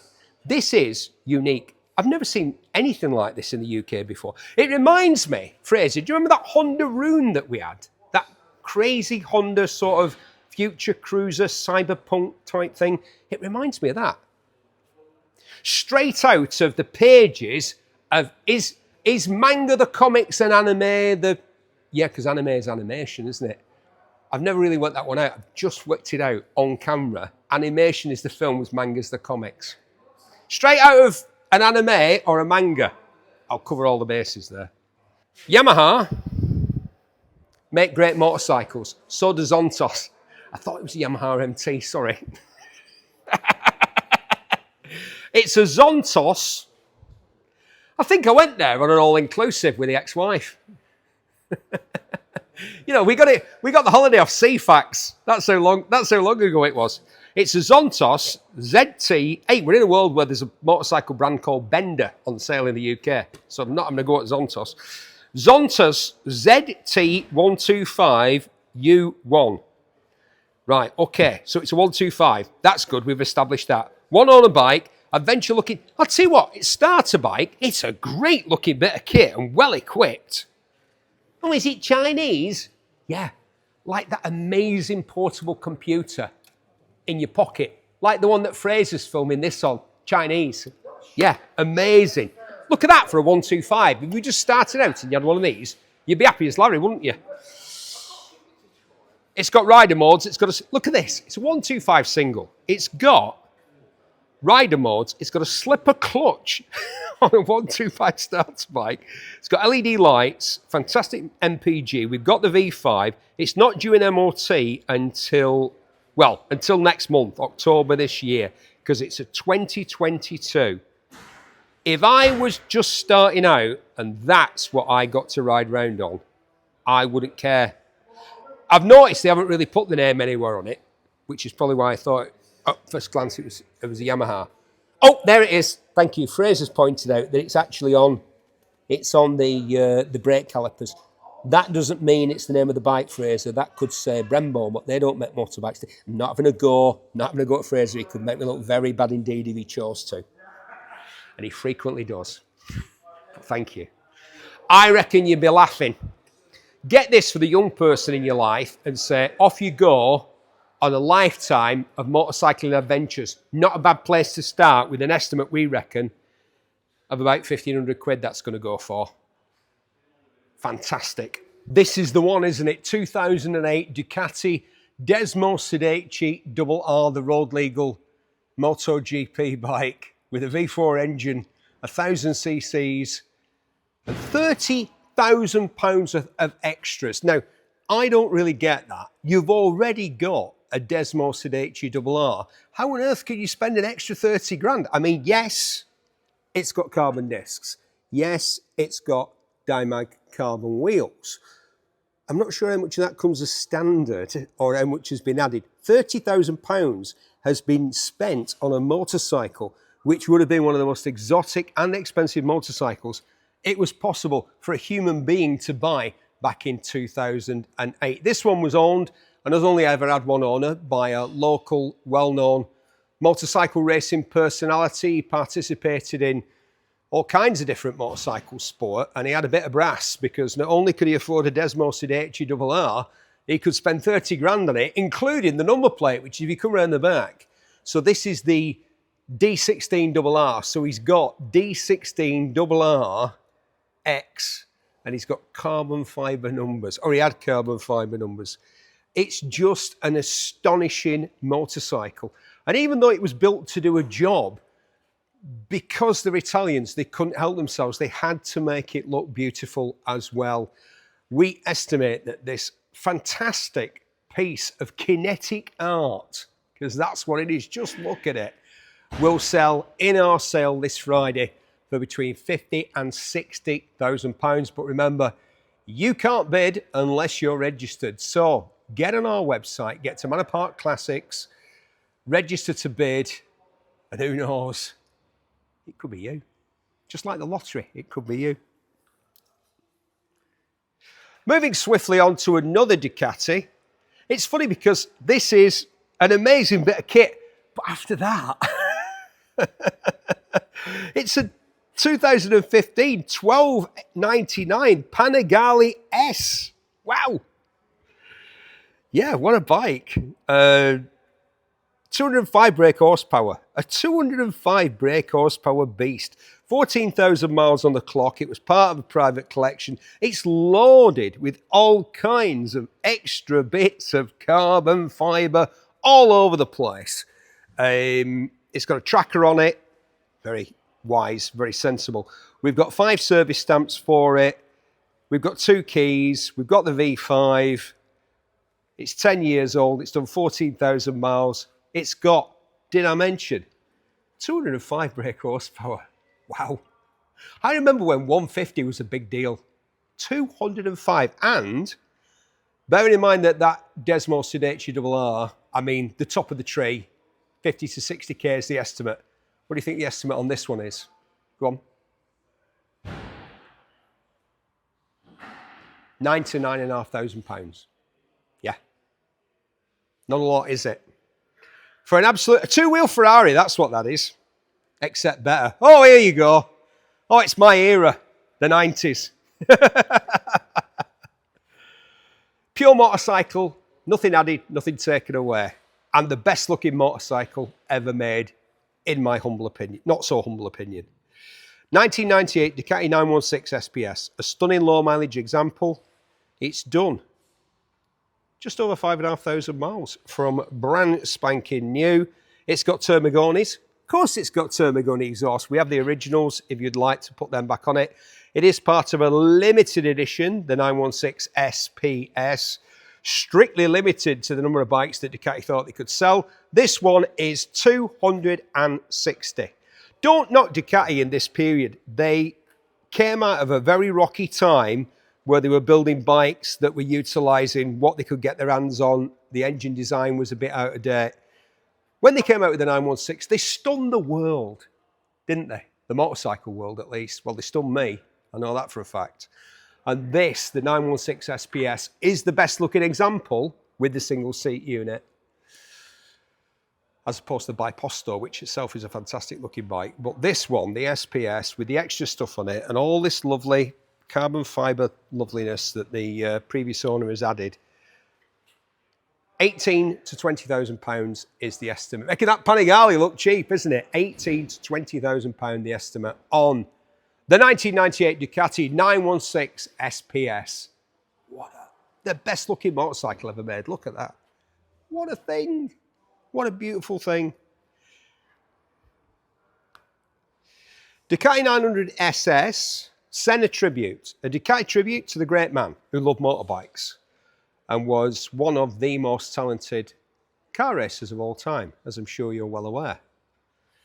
They did quite a connection with Senna. I think it carries on to this present day with Ducati. 900cc V-twin, it's a mostly original bike with mostly original panels. The paintwork is in very good condition. We've got the V5, it's got good tyres. It sounds superb, even though it's got the standard. I mean, with something like this, you kind of want to keep it standard. It was a limited edition. The bikes were all this colour. They had certain features that identify it as a Senna. But it's cheap. Wow, it's a lot cheaper than I thought. 2002 900SS Senna. £3,250 to £3,750 with just 20,228 miles on it in 23 years, less than 1,000 miles a year. And a low estimate for a lovely piece. Marchesini wheels, Brembo brakes. What a lovely thing. Ducati 900 Desmo Due. Everything sounds better in Italian. Oh, here we go. Another limited edition Ducati. This time, it's another 900SS, but the one from slightly before that. What a lovely example of a beautiful machine, it says here, and I wouldn't disagree with that. Again, it's the final edition, number 226. The valves are done at 18,500 miles. It's currently showing just over 20,000 miles. We've got the V5. It was a UK bike from brand new, and the estimate is 7,000. Look at those Micron end cans, very much of their time, in fantastic condition. The whole bike's in great condition. Sort of period carbon fibre. I mean, we're getting to a point now with the use of carbon fibre, not just on motorcycles, but where you can tell which period of carbon fibre. It's very kind of simple, it's very uniform. It looks like it was done in 1999, which is when this bike's from. The estimate on that one, 7,250 to 7,750 £. A Moto Marine, a 3.5 Sport, the 350, the 3.5. Beautifully restored, running example. Right, I'm trying to work out who sold this. Ah, there we are. Right, so this sticker on here tends to indicate that this may have been sold by a garage who specialised in Kawasaki. And I'm going to say that that eagle that's missing from there, that eagle-shaped kind of missing bit, was where it said Marine. Verona, like the two gentlemen that Bill wrote about, Verona, Italy. Who knows? The person might have just stuck it on there for fun. Because round the back it says it was sold by North Leicester Motorcycles. It runs and rides, it's got new tyres, it's got a 6-speed gearbox. That must have been quite the thing back in 1980, as would have been these twin discs on the front. A great looking engine, not a lot of power out of it, but that wasn't what these bikes were all about. They were all about the package, about the handling, the braking, the best use of the performance that was available from Marini's V-twin, which was available as a 350 or a 500. This is the 350. It is, as the lads have written down helpfully for me here, beautifully restored, and we estimate it'll sell, hey, it's for next to nothing this, come on. Don't tell me you're not tempted, as Ewan McGregor so famously. Ewan McGregor, he likes an Italian motorbike, maybe he'll buy it. Maybe he'll register to bid in our auction this Friday. But you could do that just as well as him, just because he's a movie star and has got endless amounts of money. Do you remember in Long Way Down? It's going to sound like I'm having a go at him. When KTM said they wouldn't give him bikes, and he was like, "Oh, what are we going to do?" And I thought, well, according to the Sunday Times, you're worth like 47 million quid. So why don't you just buy a couple of bikes? What are we going to do? We won't get any free bikes from KTM. Oh, I don't know. Buy them. Buy this one. £2,500 to £3,000 on the Marini 3.5. Next to it, oh, look at this. A rare beast. A Moto Guzzi. What am I talking about? Moto Guzzi? No. I'm getting heckled. He's right, it is Italian. The Rosso Corsa paintwork would tend to indicate that. Look at those exquisite cast wheels. With a finish, I have to say on them, with that polished rim and then like a sparkly silver finish. Look at that. Look at the finning on the disc brake there. This is all beautifully done. It's an MV Agusta 350 Ipotensi. Ipotensi. You know what that means, don't you? I don't, but you do. Because you just looked it up, you just Googled it. Oh, is that what it means? Ipotensi. I-P-O-T-E-S-I. Ipotensi. A parallel twin, registered as historic, half fairing. We have the full fairing, should you require that. We can supply it to you. Fully restored. Very distinctive, isn't it? With this dinky little Kickstarter here.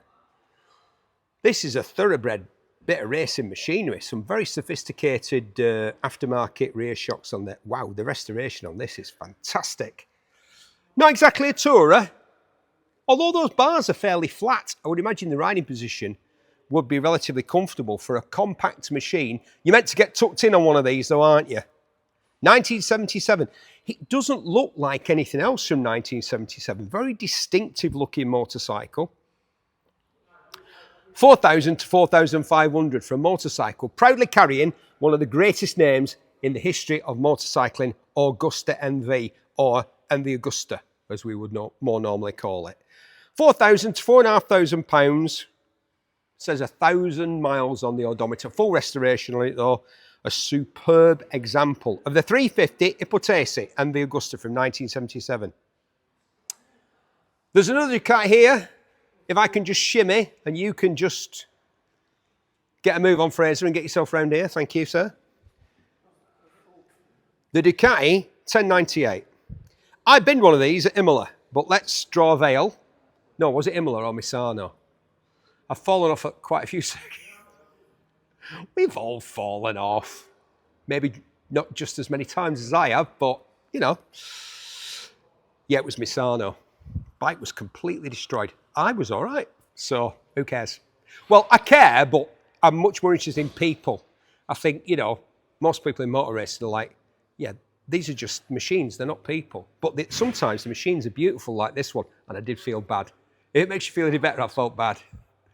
1098, ready to go for some track fun, it says here. Yeah, it was a lot of fun when I fell off on it, Misano. Did I mention that?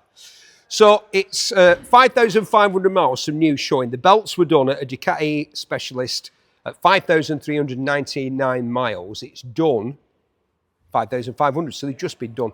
4 service stamps. It's got termies on the back. Carbon fibre all over the shop. All sorts of stuff on here. Oof, look at that back tyre. Fantastic. The old single-sided swinging arm on the back there on the 1098. What a bike these are when they get going.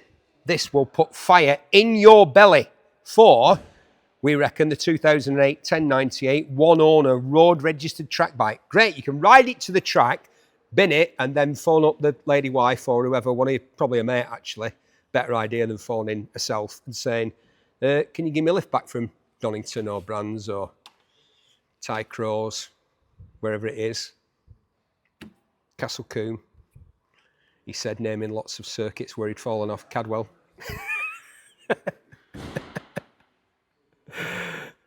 No, I managed to drive back from Cadwell because I'd just dislocated my elbow and broke my collarbone. So, cows and automatic, so jobs are good. Yeah, lots of track fun, he said, talking about crashing endlessly. You probably won't crash. 4,250 to 4,750. So even if you do, it's not going to be that expensive to do. Certainly not as expensive as the individual who bought this new and then spent all this money getting it ready for the track. Fantastic. About $4,500 for that bike. An absolute steal. But only if you register to bid. Now, I like these.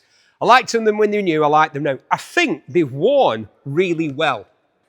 You know, a lot of bikes from this period, which since you ask is 20 years ago, 2005, they look a bit old hat. Not this one. It still looks good, distinctive, the banana swinging arm, the massive twin exit end can that they put on these. I remember at the time thinking, that's got to be the biggest end can on any motorcycle currently on sale.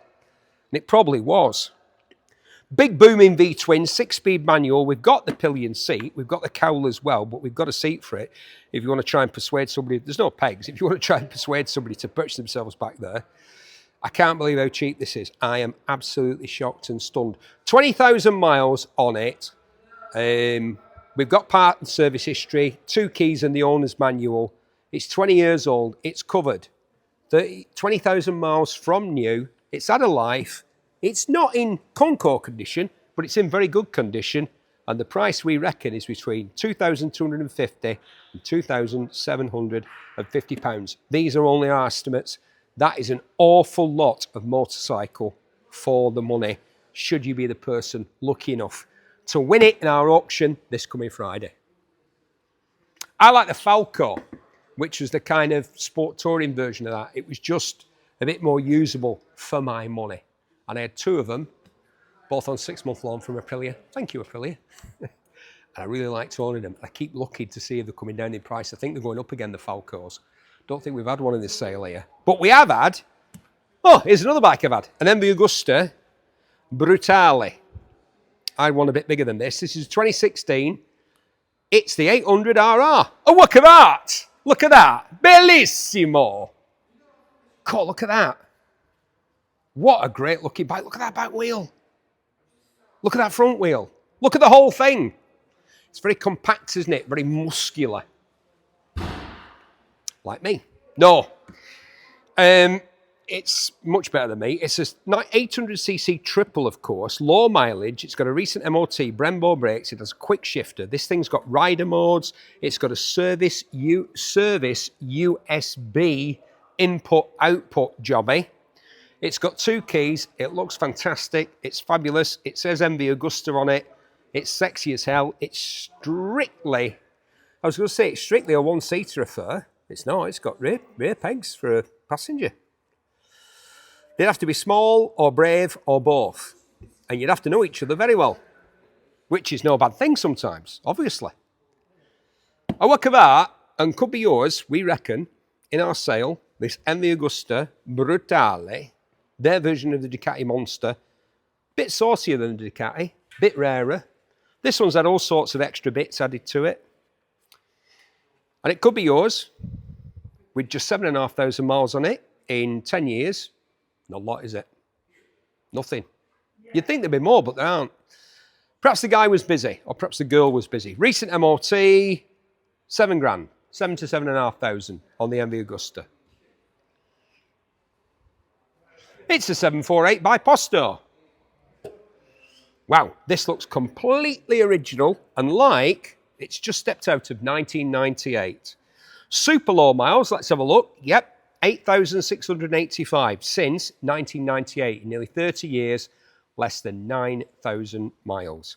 Part of a small private collection. It's got a recent MOT. We have the V5, 2 keys. It's good to go. It looks absolutely as it would have been delivered from Motocinelli back in the day, down there in Northampton. Could do with a clean. That's about it, really.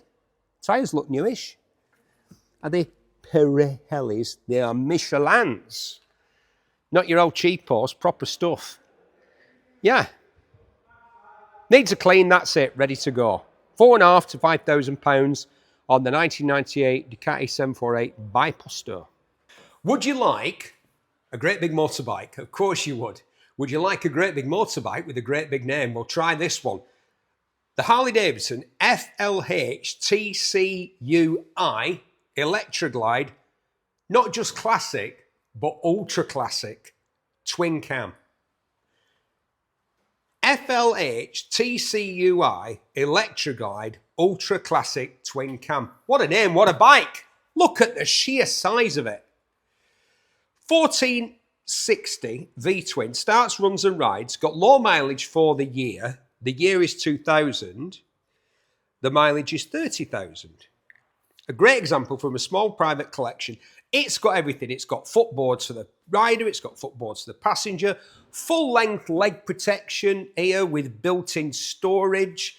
It's got an onboard entertainment system that probably only plays like ZZ Top, Metallica and Billy Ray Cyrus. It's got 3 leather bags here for you to put your sunglasses in. And what else? I'm not quite sure. Stuff. Maybe like money in that one. Coins for your toll roads and whatever. Live to ride here, where you switch it on and off. Look at this seat, king and queen. There are speakers here. Ah, right. If I was going to say, if somebody sat there, sure, well, it depends how big they are, doesn't it? I'm not going to make any sizes judgments there because I don't want to. It's got, because it's the Ultra Classic, it's got these permanent glass fibre Harley Davidson authorised panniers and a top box with a rack. You could take everything with you, including the kitchen sink. Strap it on there if you want. Now, this is a big bike. It's a lot of bike. It's not done that many miles. It's in a restrained colourway for one of these. Quite tasteful, I think. The reason I'm blithering on is because the price is absolutely ridiculous. The estimate, £5,000 to £5,500. Look how much a new Harley is. Go on, have a look on their website. Do that thing, bite your lip. What? And then get online, register, and have a bid on that. That is a lot of motorcycle for an estimate of £5,000 to £5,500. The 2000, I say again, Harley Davidson FLH TCUI Electro Glide Ultra Classic, not just a classic, an Ultra Classic twin cam. We've got another one here. There it is. Well, I like this. I like the retro style look of this one. Once upon a time, I used to edit Harley Davidson magazine, and so I've ridden a lot of the old ones. See, I don't look like, is there an average Harley rider? Well, here's the thing. I do look like a Harley rider from the era that this motorcycle evokes. Harley Davidsons were expensive, conservative motorcycles. Harley were the biggest supporter of the AMA, the American Motorcyclists Association. They were the people who branded the outlaws, the 1% of motorcyclists who ruin it for everybody else. Riding a Harley as an outlaw was an iconoclastic action. It was like when punk rockers, wore all sorts of symbols that had all sorts of terrible associations. They did it to provoke a reaction. Harleys were ridden by good, upstanding members of the community in the era that this bike evokes. This is, for me, evoking something like a Hydroglide. No, not a Hydroglide. It would have hydraulic forks on the front, and it's got girders. It's like a sort of knuckle. It's trying to be like a knuckle or a pan from just after the war. The twin driving lights up front, the big old horn. Like I say, these girder forks on the front.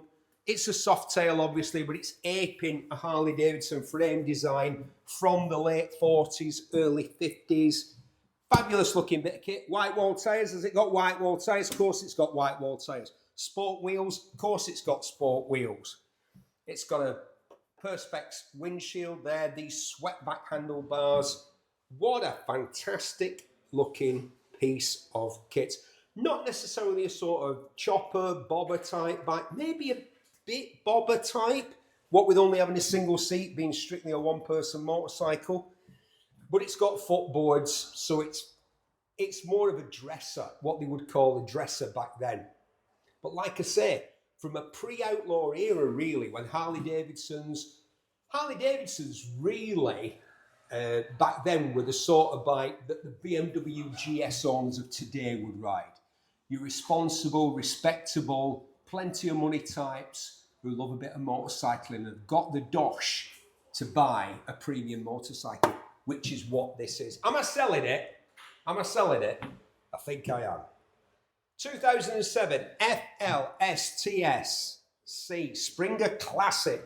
Superb low mileage example with this fantastic retro style custom paintwork. Echoes of a previous era. Like I say, the knucklehead, the panhead, the one that became before the shovelhead Seanomi Harleys, before the Evo, the 1340, then the twin cam. Modern technology allied to retro looks. It doesn't get better than this. £10,000 to £12,000. The Harley Davidson FLST SC Springer Classic. Footboards, not a big fan. The problem with footboards is, if you go around the corner, look at it, it's as wide as the Lord Mayor's Daimler. But obviously, if you ride one of these, then you know the crack, you know what you're getting yourself in for. And it's not really a hardtail, and the springer's not like an old school springer. Is that like a leading, no, yeah, like a leading link type springer arrangement. Yeah. Look at this. What a bike. What a lump of motorcycle. It's like Mount Rushmore on wheels, isn't it? 1550 V-twin 4-stroke. Power charger, supercharger. Oh, has it got a supercharger? Razor, come round here. It's got a supercharger. Show the good people what you've got there. Forced induction. We're not just relying on the 1550 V-twin 4-stroke. We've got a Baker 6-speed gearbox to handle all that extra torque that's coming out of the motor. We've got Reinhardt exhaust. We've got a touring screen. Have we got a touring screen? Of course we've got a touring screen. Front and rear running boards, custom seats, custom everything on this. If you go around this motorbike, there's very little that came out of the Milwaukee factory back in 2005. A unique ultra cruiser. Yeah, that's what it is. It's got the lot. Custom grips, custom levers, custom seat, customised luggage, everything. All you look around this bike and all you see, for me, is expense. Expense. Well, look at it. So you've got those running boards there, but if you want true highway comfort on your 2005 Harley-Davidson FLHR SEI Road King, you've got those highway pegs there, which again stick out so far from the motorcycle. You're not filtering on this, are you? This would be no good for getting to work in like Birmingham or Manchester or wherever the hell you work, where you've got bad traffic. You're not filtering, are you? You're having to wait in line. But you're not going to use this for the sort of trips where you have to wait in line, are you? You're going to use this to go to the other side of Europe with your significant other in style and comfort, unmatched style and comfort, and with that supercharger on the big V-twin, just effortless miles forever in style. With Sharp Dressed Man by ZZ Top blasting from the entertainment system. Do you know what? It hasn't got one. I'm amazed. I said it's got everything. You have it in your helmet now if you have that sort of thing, don't you? You don't have it blasted out of 2 speakers in the fairing. Wow. Can you imagine having to polish it? 11,000 to 13,000. It's done nearly 30,000 miles. It's been used. Look at the custom paint job. Absolutely fantastic. These, for me, are just like fantastic and an added bonus. You don't need to look at the speedo. You just look at how far these are trailing back like that. You think 30 mile an hour, 50 mile an hour. If you start going 100 mile an hour, they start wrapping around there like that. Fabulous. I love it. I love it. You've got to like being looked at, though, haven't you? You're not shy and retiring types, forget it. You've got to like, oh, and by the way, every time you park it up, a million people around you. What's that? That's the supercharger. It's supercharged, yeah. Devoid of trouble, the Dot, made in Manchester. Not many motorcycles were. I'm trying to think of another one. Well, in Greater Manchester, you've got the revived Dot motorcycles, which are being built in Bolton. You had until recently CCM, RIP CCM, did some great things, made some fantastic bikes in the time, and you've got Langan doing their special stuff in Ashton in Makerfield, technically Greater Manchester. But back in the day, there was Dot, devoid of trouble. They had a big factory at the bottom of Dean's Gate in Manchester. You can, in fact, that factory's just been covered in scaffolding, so I know there's a preservation order on it. They might be restoring it. It's been empty for a long time. But in when the Dot 197 was being built, they were known as well, Dot, for their unconventional approach to front suspension with this leading link affair. That is a leading link, isn't it? If it goes the other way, it's an Earls. Which one's an Earls and which one's a leading link? Tell me in the comments. I think that is a leading link setup.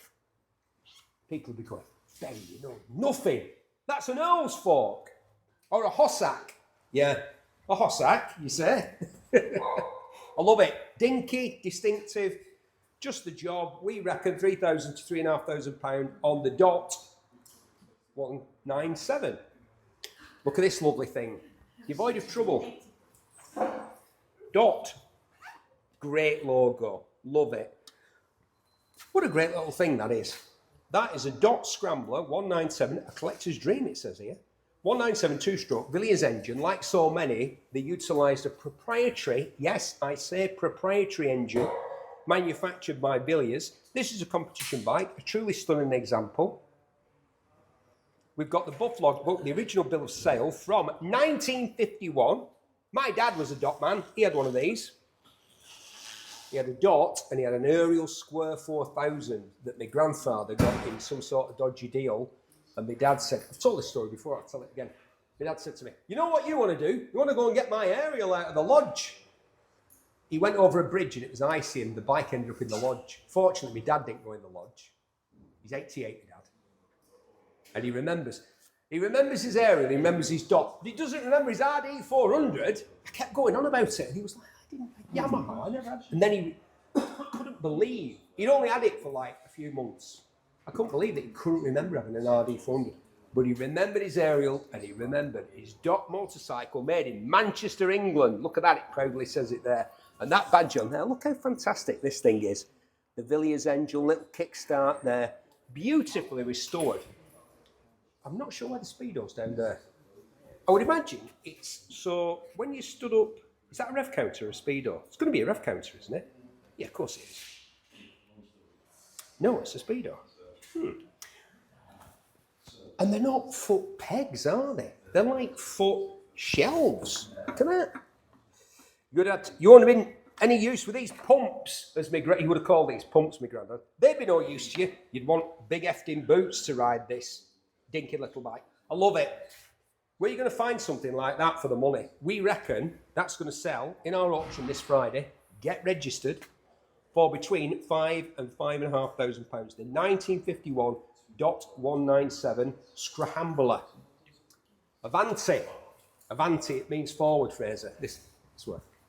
And I say Avanti because we're in the scooter section, and that's Italian. Yeah. Lambretta SX150, a great example of a much-loved scooter. Look at that, it's got a headlight, cowl, a little bit of a screen. Lambretta Club of Great Britain, they're still going strong. It's got Florida bars. It's got a Bermuda backrest, I think that's called, which is blue and white. There's a blue and white theme here going throughout it, SX150. So, even though it's the 150, it's got dampers on the front forks, ZB former editor of Scooter magazine, which it shouldn't have. The 200 had dampers. The 200 had a disc brake, an enclosed disc brake in 1964. That's got a drum. Low mileage, Li 150 motor. New tyres, recent service, that's all good.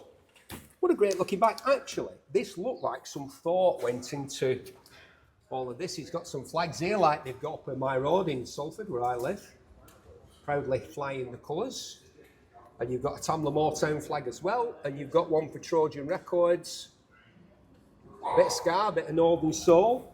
Off you go to the twisted wheel. Look at that, you've got these special grips here because they do vibrate like Billy, all these things. And, as they did back in the day, an old AA bonnet badge, an old leaper that you robbed off somebody's, well, you borrowed off some wealthy gentleman's Jaguar motor car. Look at that. Fantastic. What do you reckon on this one? 5,000 miles since 1968. 3,250 to £3,750. The Lambretta SX150. Them badges, you couldn't get them for love nor money. You could not get them. Hundreds of pounds people were paying for them.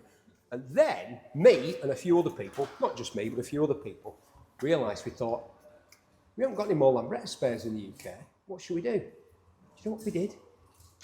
We went to Italy and there was loads of stuff that nobody wanted. We had to feign indifference. We were like, yeah, we've come all the way from England, but we're not that bothered. We might buy this stuff off you. We were like, whoa, trying to hide our excitement. Then with the days, yeah, you couldn't get these either. Shark's teeth, they used to call them, on your runners. You know what it is with an old bike, an old scooter or whatever, certain parts, certain fragile, hard to find stuff just becomes unavailable. But this one's got everything and is ready to go. A Cometa? No, not a Cometa Berry. A Superstar Stream. Whoa! Yeah, Lambretta realised that not everybody could afford the big scooters that they did. Like, they were quite expensive to buy. So they did like a budget range. This was like the sort of, dare I say it, for the sort of younger or the more ladyfied customers. They did the Cometa, the Luna, and the Starstream. This is a Super Starstream with a 125cc single-cylinder air-cooled engine. It's a superb example. It's from 1969. With a 125, this small frame, Vespa did the same. They did, to complement their bigger scooters, they did like a 2/3 size bike with the Primavera with like a 125 engine. And that was Lambretta. Innocenti, who of course were bought out by British Leyland and transferred the manufacturing of scooters over to the manufacturing of minis, which in many ways is what these were. They were like a mini on 2 wheels, but without a roof and doors and all the other stuff that makes a car, or indeed the extra 2 wheels. You know what I mean. Anyway, the estimate on that, 1969, very rare, J125 Super Starstream, £2,750 to £3,250. It's another Lambretta. Better get a Lambretta, as the advertising slogan used to say. Love the colourway on this, the dark blue and the light blue. White wall tyres. I think the Merton Parkers sung a song about that. It's got white wall tyres. Well, this one has got white wall tyres. Twin saddles. It's a bit pre-mod era, this one. It's a bit more sort of Roman holiday, you know, like baggy suits and Marcello Mastroianni and all that, Gregory Peck. Black and white. Yeah, it'd be in a film that was in black and white and set abroad where everybody smoked, including like dogs and children. Anyway, this one, it's been beautifully restored, a stunning example. It's showing 465 kilometres on the clock, which looks brand new. And the owner says that the bike is ready to go. The whole bike looks brand new. It's fun. Well, not really. Some of these parts have obviously been lovingly restored, but they're showing their age. But I think that's a bonus. Look at this here. I don't think that was standard.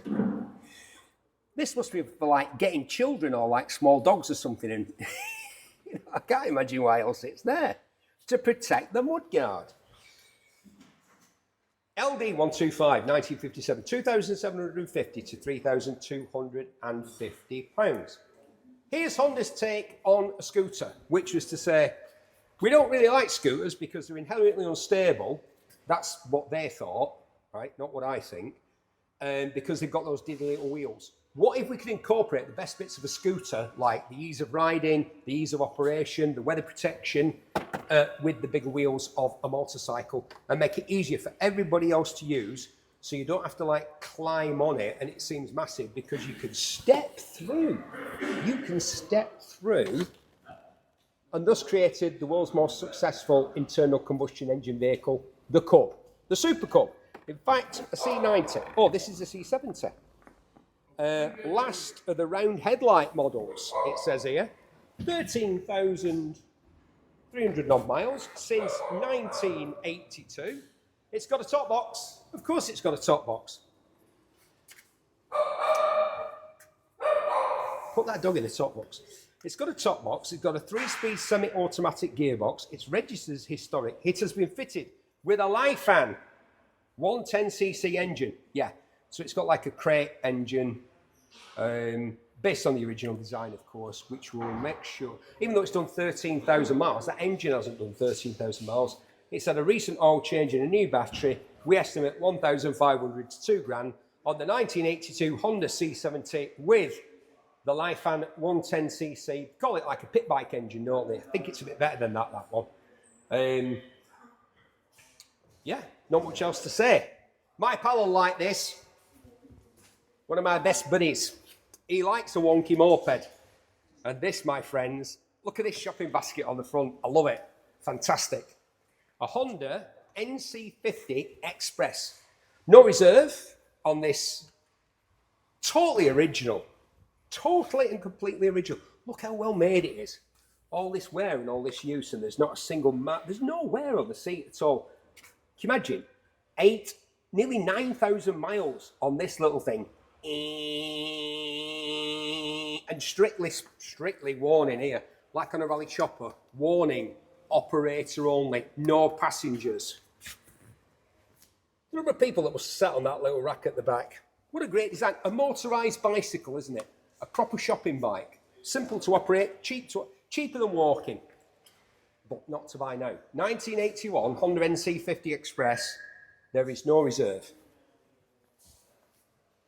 I think I know where that's going. I think I'm going to see that in my pal's shop. After our sale on Friday. Don't forget you have to register to bid. And you can't just ring me up and go, can you get me? No. No. We are a proper, look, we are a serious organisation. And that's good for the vendors and for the buyers. Your bike is kept here in this secure, lovely, heated, air-conditioned building. It's not in a shed with water dripping on it and a bloke wearing 2 hats, drinking tea with like cats round him. None of that. Proper place. Yamaha TY90, 1975. 600 to 800 quid. It's an air-cooled single, you know that. 70s bike from 75. Wow, 50 years old. Look at that kickstart there. I reckon if you're about 7 or 8, that would be absolutely the dog's danglies, wouldn't it? Come on. Yeah, what a thing. Fantastic. Now, this is something a bit different. An Osset. Isn't that a place in, like, Yorkshire? Ah, right, okay, here we go. An Osset 16 OR, a child's electric trials bike, suitable for children 5 to 7. Yeah, look at that. So you've got like the 50-year-old version there, the Yamaha, the 80, and then we've got the electric version here, which is just the thing to get a kid started. No reserve on that one. Magnetic cutout switch with a lanyard. Right, so yeah, so what you can do is you can walk alongside while they learn to ride it. Obviously, you pull the lanyard out, the whole thing just stops. So you've got some control of what's going on. That's the 5 to 7-year-old version, and it's no reserve. And next to it, we've got, I would say 3 to 5 or something. Yeah, 3 to 5. It's the Osset 2018, so they're what, 7 years old. They don't look 7 years old. They don't look like they've had that use from kids. Blimey, if it was my kids using them for any amount of time, they'd look like they'd been at the bottom of the North Sea. 24 volt, 600 watt motor, magnetic cutout switch, 3 to 5, 2 settings for the sort of power delivery. Get them started on something like this. Yes, it's electric. Don't be one of those moaning old blokes who denies that electric bikes have any sort of role. This is probably the future. Get them started on this. Who knows, they might want something like that Yamaha 80 behind it. But a bike's a bike's a bike. These are motorcycles, and it's how kids get started these days. No reserve on both of those. We've got something unique. I've used that word before today, but we have got something unique here. Look at this. If this rode past you street, you might think, bloody hell, Vincent. Because that's what it looks like, doesn't it? Because that's what it's been. Don't shake your head. It does look like a Vincent. Look, the seat even looks like a bit like a Vincent seat. It's not a Vincent. It's a Yamaha XV1000, a Virago. Is that a Virago? It's not a TR1, is it, that engine? With that offset V-twin there. Tell me in the comments, XV1000 was the Virago. The Virago was an 1100. Is this what they call the TR1 engine? Is this based on the TR1? Tell me in the comments. It's Yamaha based. It's a 1000cc V-twin. A full rebuild from 2007 to 2018. The man spent 11 years building this bike because he probably wanted a Vincent, but guess what? He couldn't afford a Vincent, so he built this instead, which is like a Vincent, but not. Electric start, Vincent didn't have that, did it? It just requires fuel to get it going. The fella spent 11, you can see it. He's done it, even there with the hinged rear mudguard. So much work, the way he's worked the seat, the paintwork here on the tank and all the badging and stuff like that. Yeah, some people are going to take a guinea. Even got a Vincent type stop light there. Right. Fella built it, 11 years, give him some respect, buy his motorbike. Buy his dream for between £3,000 and £3,500. 1984, Yamaha XV1000 HRD Vincent Evocation. There's a good word. It evokes the Vincent. It's not trying to be one. Everyone knows it's not a Vincent. But, because Vincents didn't have, like, indicators like that, did they? But it's just made something you can use. £3,000 to £3,500. Considerably less than a Vincent, I think you'll find. Right, here's the bargain. Here's the one that I think will go for a very good price, a very affordable price, and yet is a whole lot of motorcycle. A BMW 2011 F800 GS loaded with extras. So you've got a 798 parallel twin. This one's had a recent service with valve clearance service done. It's got 3 boxes, a single key there on the alloy Ewan and Charlie type, let's go around the world, let's go up and down the world, let's go to the centre of the earth type adventure. Lots of history, one previous owner, but it's done some miles, this one, bet it's done some. Not as many as I thought, 32,000 miles from new, since 2011, so it's been around 14 years. So, you know, like 500 miles, 500 miles, is that 500 miles a year? Yeah, it's not much, is it? Because it's ready to tour. I think that's what this bloke must have used it for. Didn't commute, just went off to all these places where he's got the stickers. He's got all the gear, he's got a flask back here. Got a flask, yeah, that's handy. Take your flask with you. Have a cup of tea and a lay-by somewhere.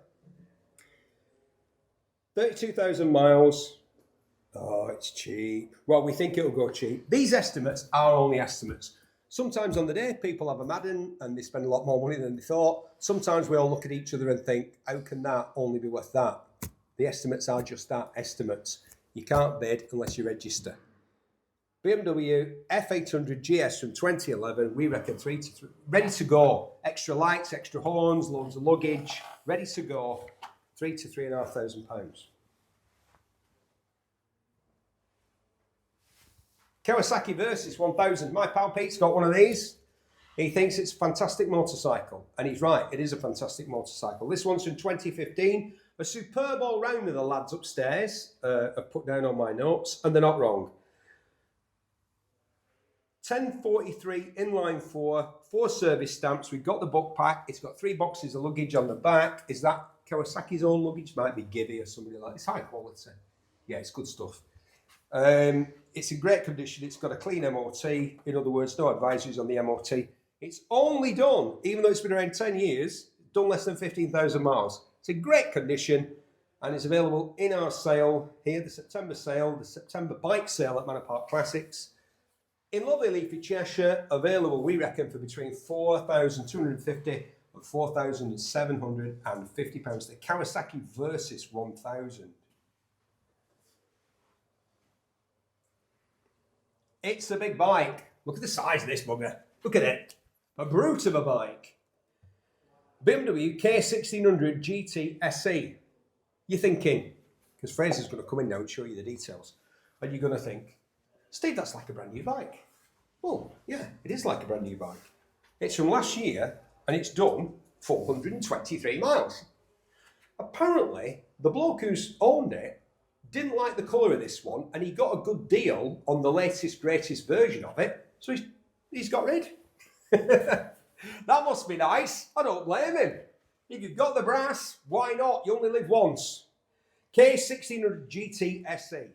One previous owner. It was the dealership. Oh, right, okay. Last POD by the main dealer at 300 miles. So was this a demo? Was it a demo bike? It's a brand new bike. It's a brand new BMW K1600 GT SE. 400 miles from new.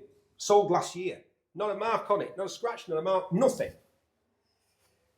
13,000 to 15,000 is our estimate, representing, I think you'll find, a significant discount on the price you'd be expected to pay should you cross the portals of your BMW dealership for a nice cup of coffee, maybe with one of those little caramel biscuits, yeah, that you might get at the BMW dealership.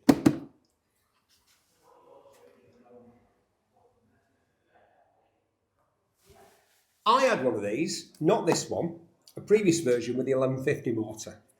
I like them. I think BMW have a tradition of making bikes like this. Sporty bikes rather than sports bikes.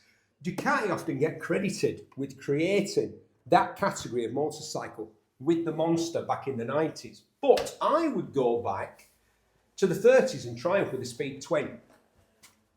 An unfaired sports motorcycle with fantastic performance, great all-round ability, but not necessarily the fastest thing on the road and not necessarily continent-crushing comfort, which is easy for me to say.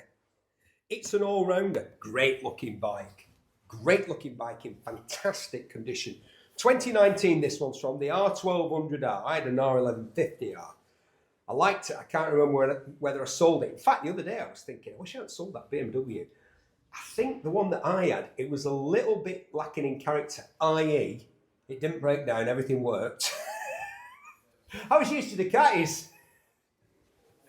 Stuff that would randomly malfunction and old British bikes. Yeah, I wish I hadn't sold it. Maybe I should buy this one. How much are we thinking that a premium naked bike like this, with its 1254cc boxer engine, a quick shifter, a TFT screen, rider modes, Brembo brakes, recent MOT, data tag, we've got the V5, we've got 2 keys, we've got the juice and lot. Do you remember that? We've got the juice and lot.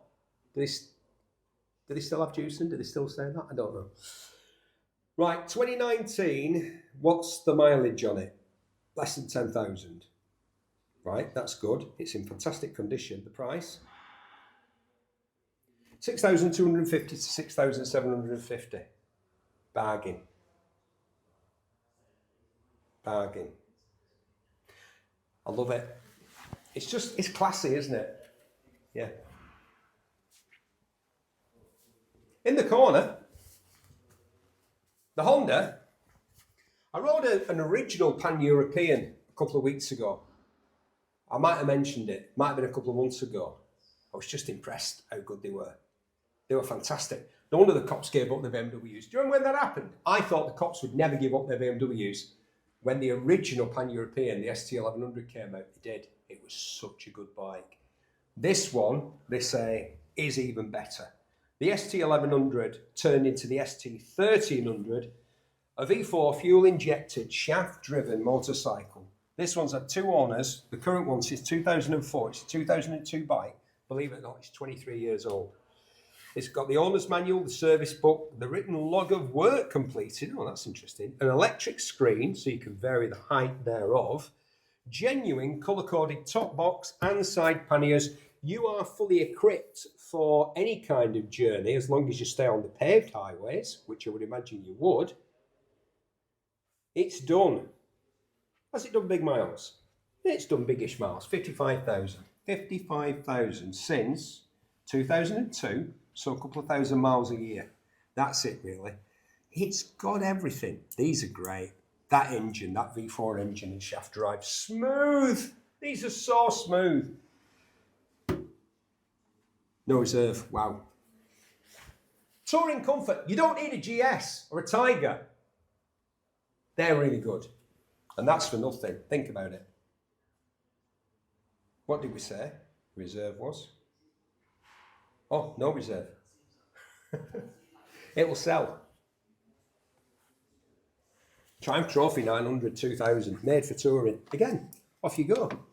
It's funny, these bikes, we're getting quite a few of them in because for some reason people have got it in their head that you need an adventure bike to go touring.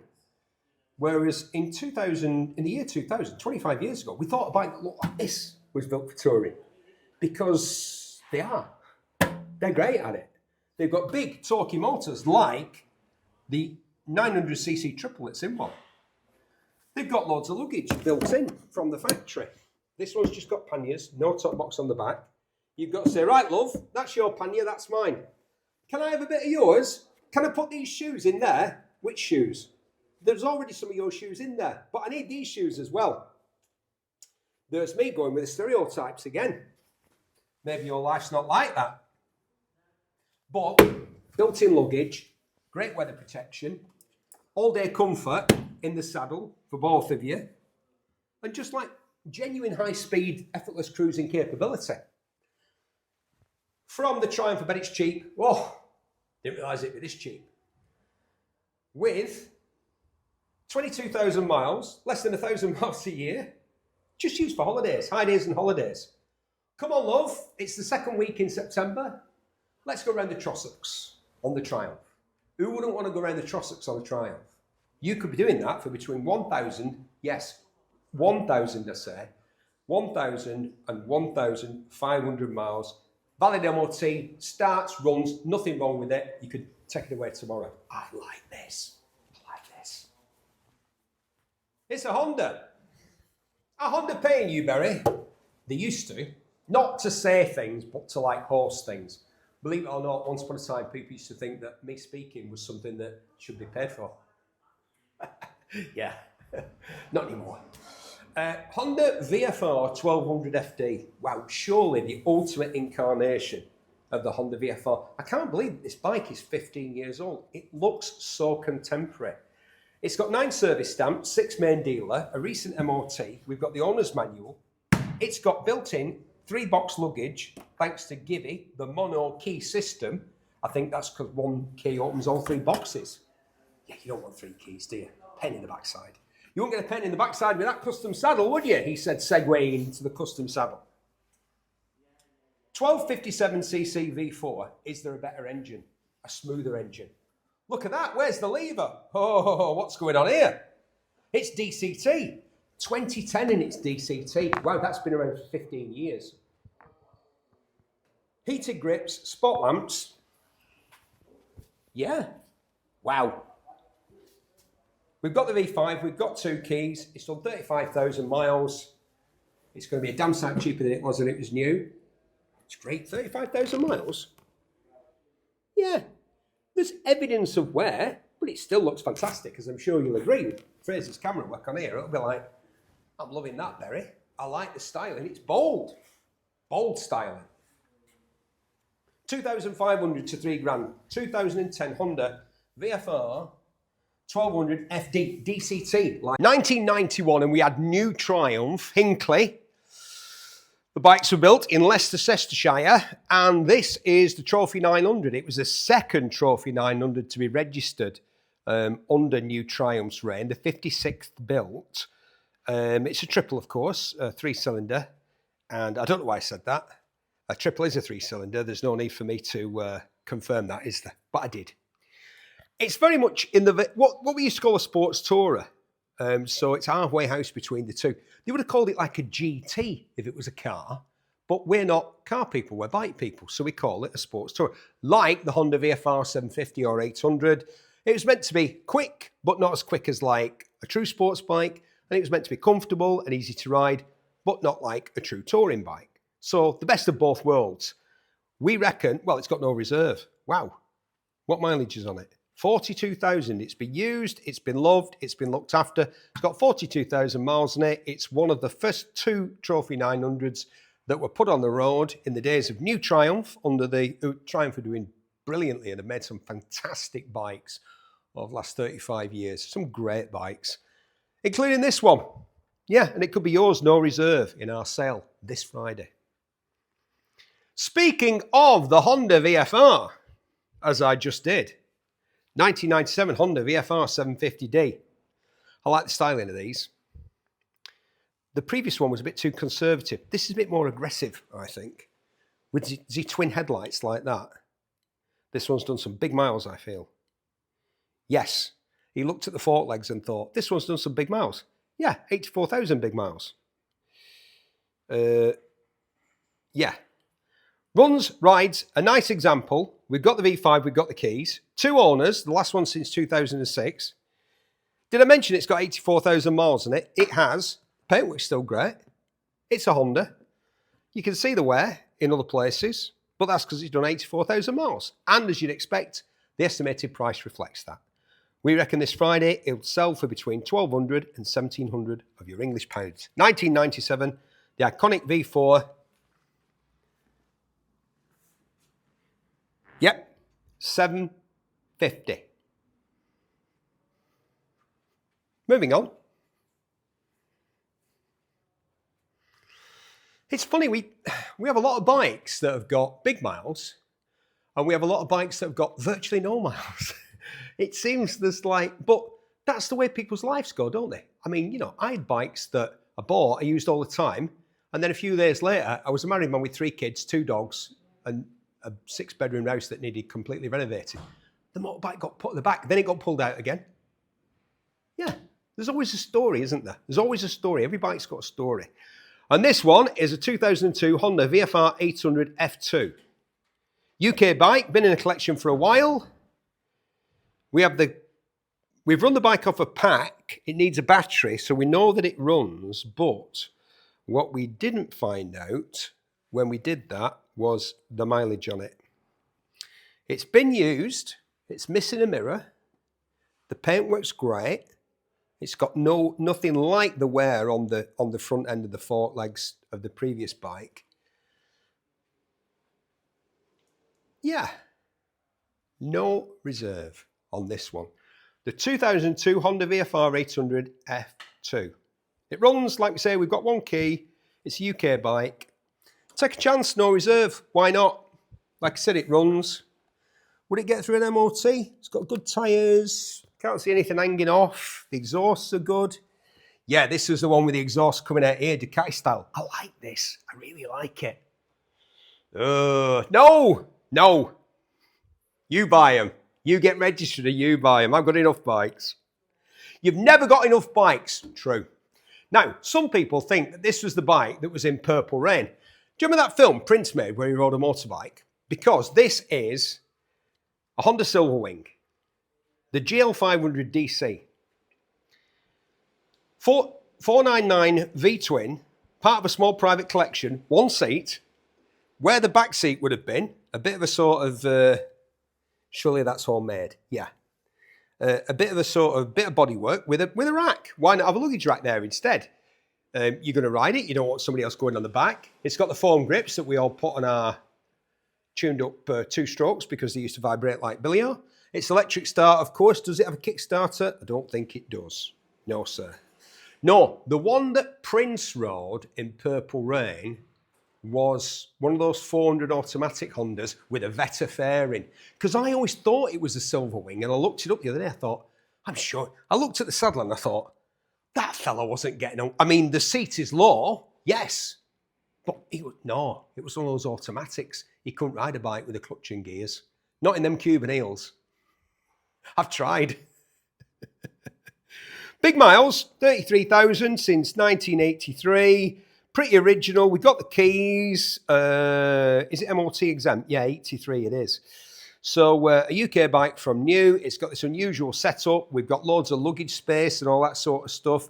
CX500 engine, revolutionary in its time. Push rods, but it redlined at like 10,000 RPM nearly. Crazy. Honda engineering, mate. No reserve on the 1983 Honda GL, surely. GL500, yeah. GL500 DC Silver Wing.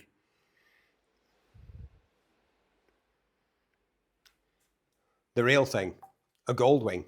Not that that isn't the real thing. Great engine as well, but this is a gold wing. I like these. I like the early ones, and they don't get much earlier than this. 1975, the original high-speed tourer, 1000cc flat 4, an unmolested example. Not me or Fraser.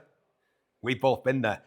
This is original and unmessed with. It's an honest motorcycle. You can see the wear and tear that the last 50 years, half a century, have put on this machine. It's still in fantastic condition. Look at that, not a blemish or a tear or anything in the saddle. The paintwork on the tank here is fantastic. They're decent exhausts on it. I don't think they're factory. They're not factory, are they?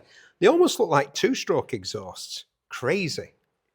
I bet they make a right old racket from that, which is great. I love the bars as well and the green face clocks. What a lot of character this bike's got.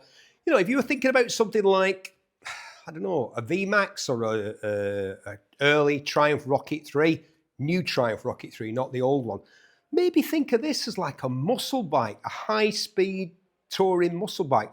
The sort of thing that you can sit there. You won't go that fast because it's got no screen and these big high bars, so you'd be absolutely cream crackered if you tried to sit there as fast as it'll go, but I just think it's got so much going for it. 1975 Honda. Goldwing, mileage is 28,000. We've got the original toolkit. We've got some of the receipts. We put some fresh fuel in it. It hadn't been run for a while. Put some fuel in it. It started up straight away. We've got 2 keys. You don't need MOT or tax on this bike. Classic insurance on it, of course. I love it. Twin discs up the front as well, yeah. Twin discs, great. So very usable. No need to restore it. Leave it as it is. Give it a clean every now and again. Just enjoy it. That's what I'd do. It's up to you what you do. You're the one paying the money, not me. Honda CB750 K8, a lovely example, an early one, 73, of the original superbike, the Honda CB750. Part of a small private collection one. This one runs and rides and is in very good order indeed. Could do with a clean, that's about it, I reckon. Owners Club dating certificate. It had 1 UK owner. It's coming from abroad. It's got the side reflectors. Is it an American bike originally, this one? I know it's Japanese. What I mean is, was it sold in America originally? They sold a lot of these in the States. A lot. Sold a lot here. They've got better weather in certain parts of the United States, haven't they? Better than Manchester, I'll tell you that.